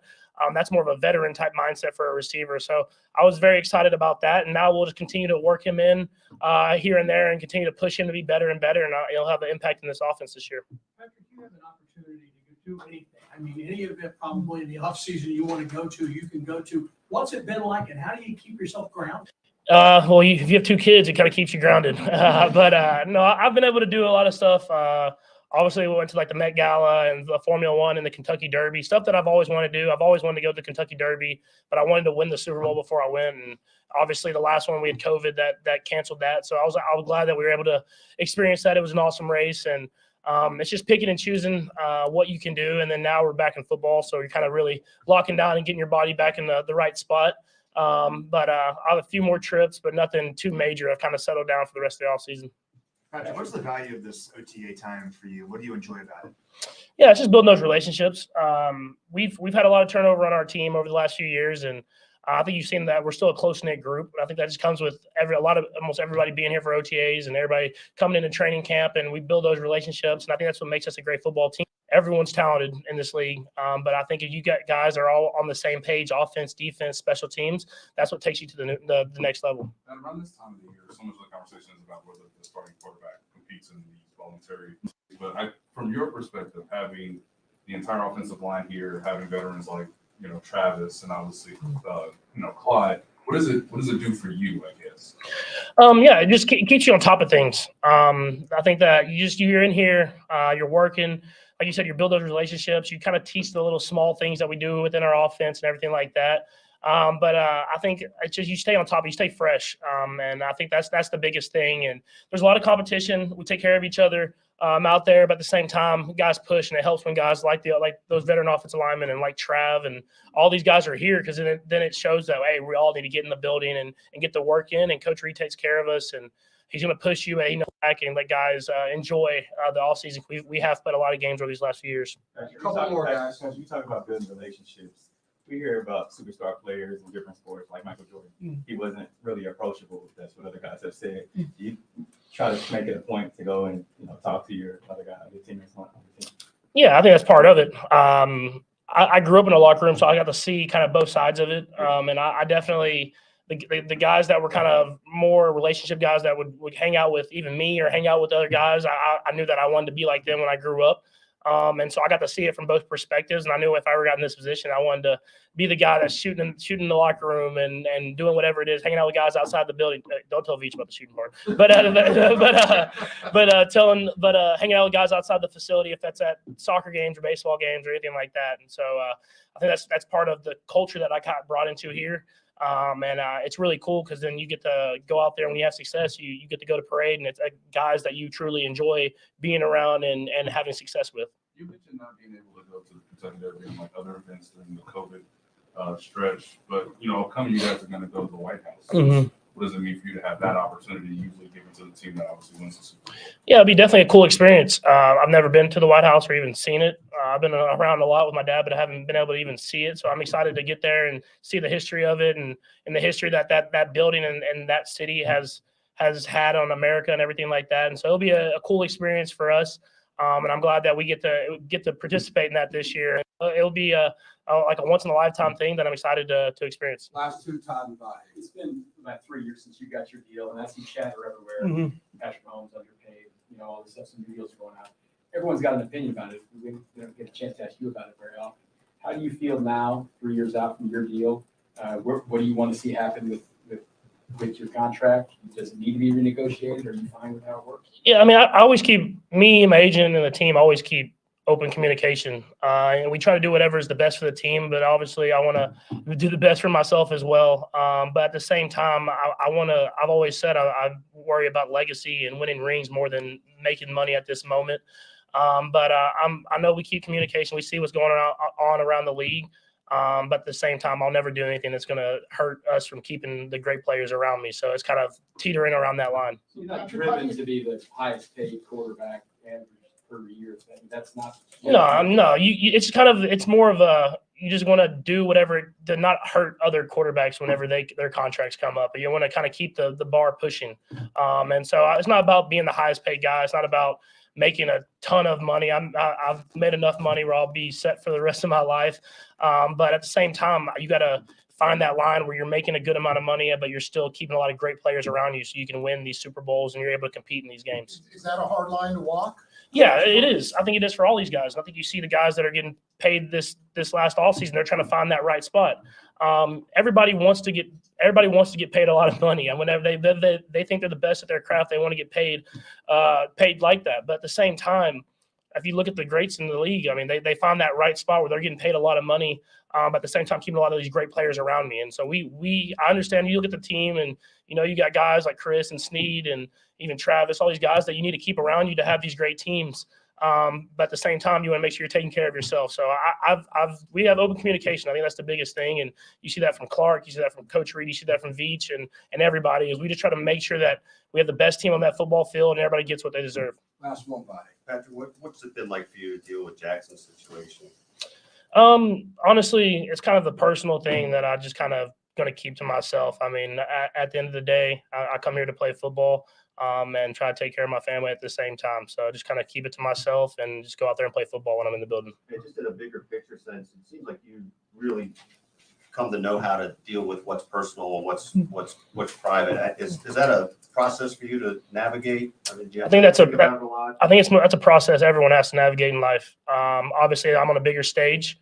But at the same time, it's your family, but you have to come in here and do a job. And that's what I try to do every day. Patrick Mahomes speaking to the media there. some of the highlights real quick. Smooth transition from Matt Nagy from Eric Bieniemy.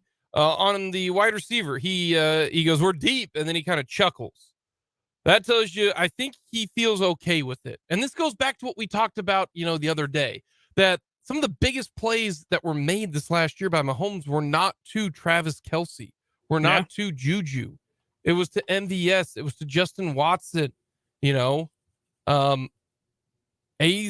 likes where they're at this situation. The offensive line feels good about their tackles. Also loves the middle three guys are pretty good too, he says.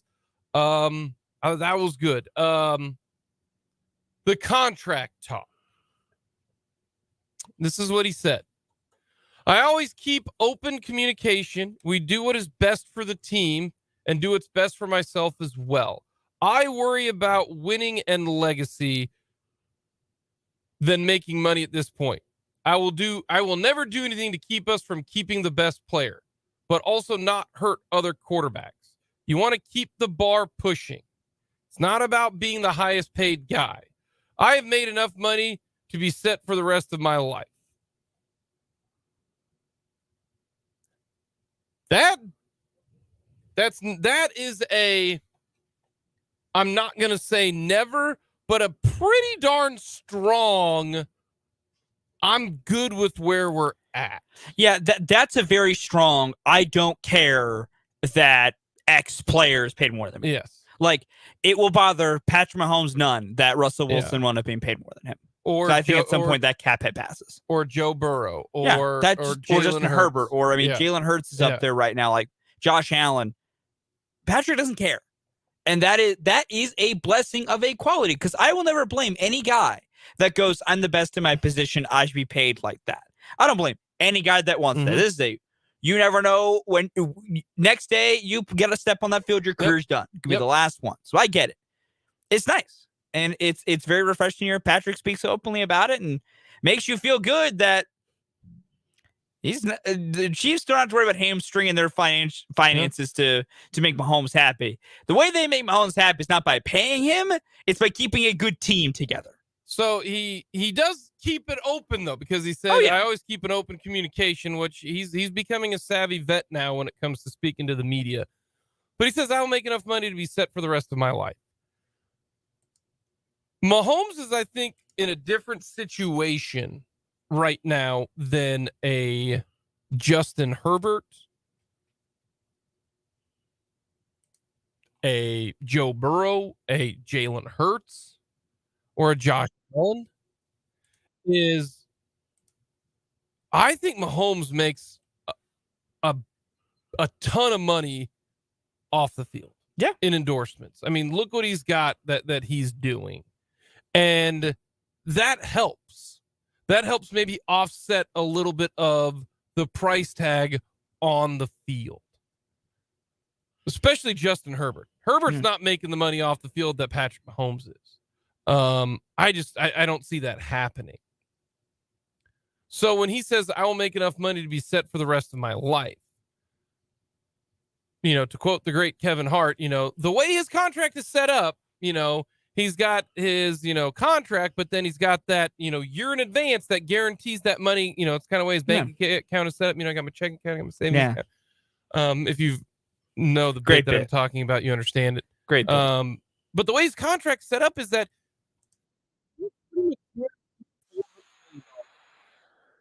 now the whole $500 million contract, that is if he hit every single incentive. I don't think he's going to hit every single incentive. Can they rework it? Obviously. But when he says, I've made enough money to be set for the rest of my life. And then he name drops. Now, I don't know if this was planned or if this was just, he's just, got the guitar and riffing, and just jamming with the boys. But he named two people. He said Chris Jones, he goes, he said this, you want to be able to make good enough money, but also keep good players. Everybody wants to get paid at the same time. If you look at the greats, they kept the great players around them. For me, it's Chris Jones he said Chris, which is Chris Jones, and L'Jarius and Travis. In his mind, in Patrick LeVon Mahomes II, the greatest quarterback of our generation, drops the name Snead in contract talks.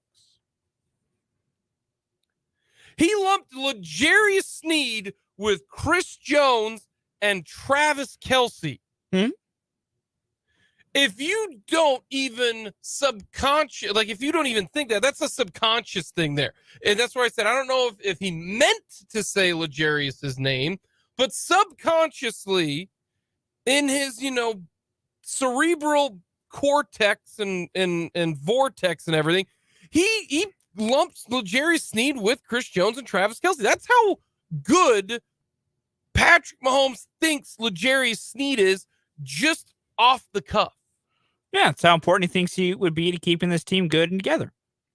If I'm L'Jarius Snead, I'm a happy man. I'm doing a little dance, maybe I'm doing the Dougie. I don't know, that's not popular anymore, but that's a big deal.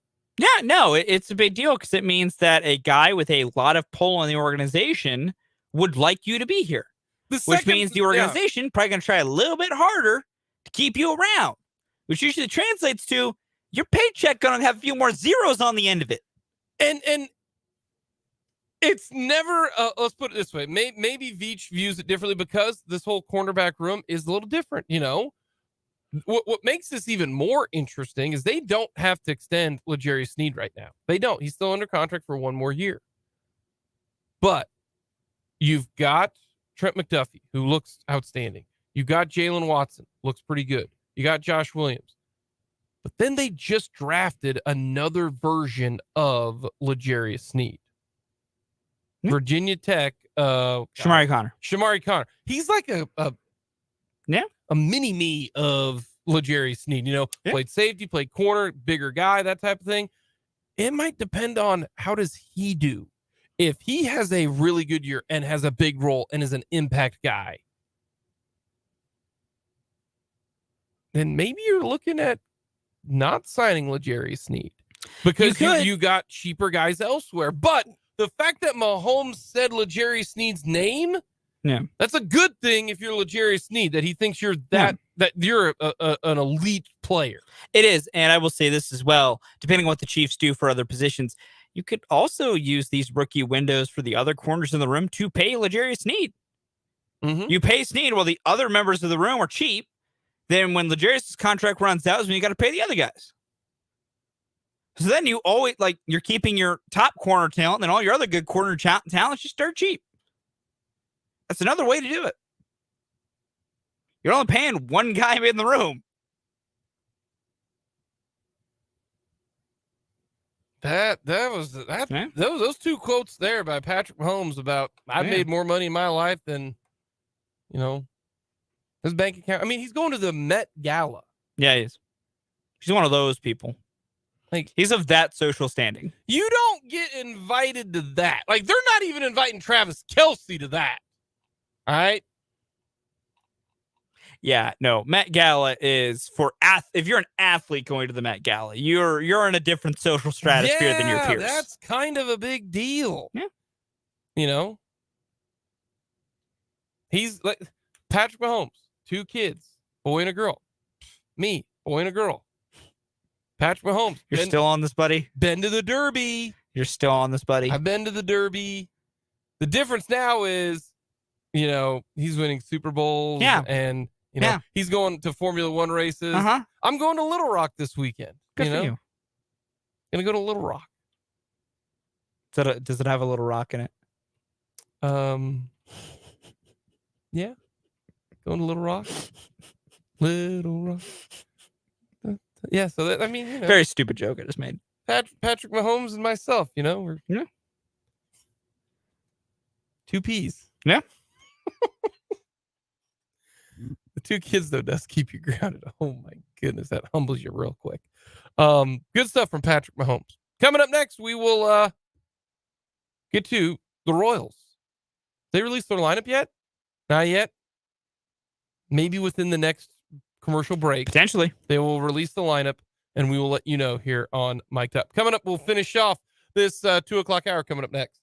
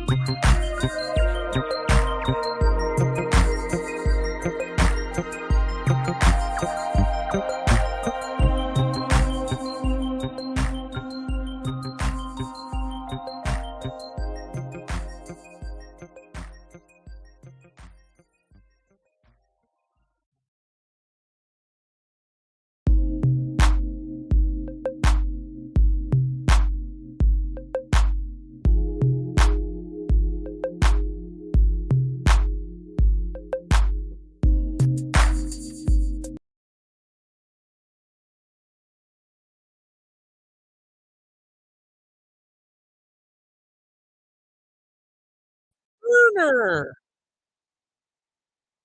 R.I.P. Tina Turner.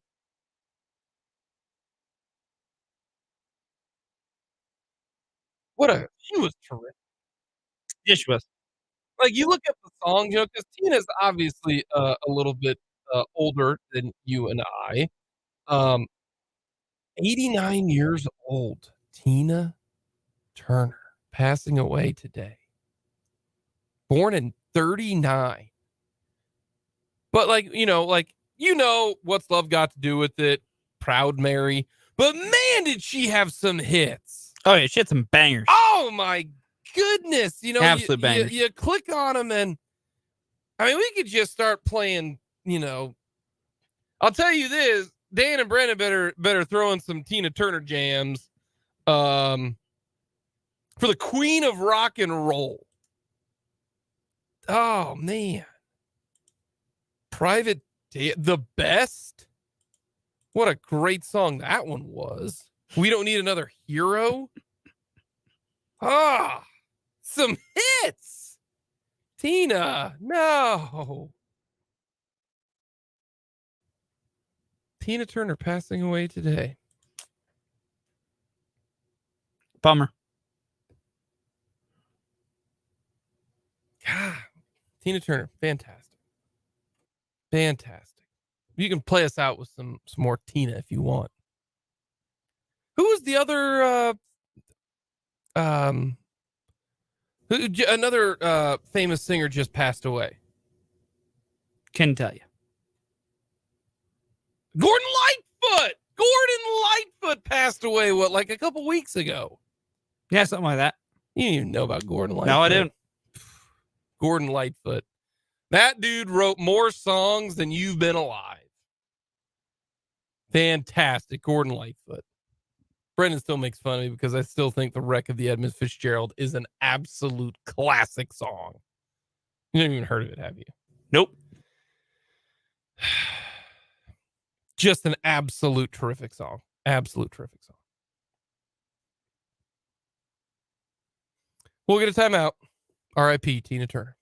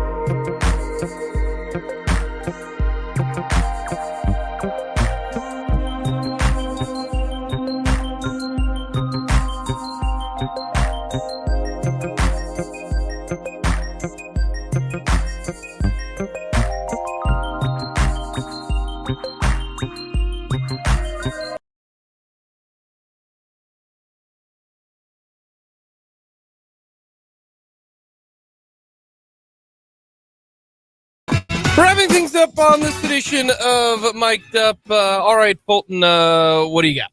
KU is 3-0 away on defense from taking down the number 1 seed in the Big 12 tournament down at Globe Life Park. I hope they hold on. It'd be awesome. So that way, K-State, have fun with Texas tomorrow. Don't care about any of that right now. I'm just too busy. Jake's grieving. No, I'm too busy jamming out to Tina. That's your version of grieving. I don't want to fight. What a hit. Man. Tina Turner. She's got, like, you go back into the discography and you're just like, whoa, I forgot about that one. Tina Turner, the queen of rock and roll. Fantastic. Coming up next, we got 580 Sports Talk. We will have some Royals baseball. We'll talk to you tomorrow after K-State baseball.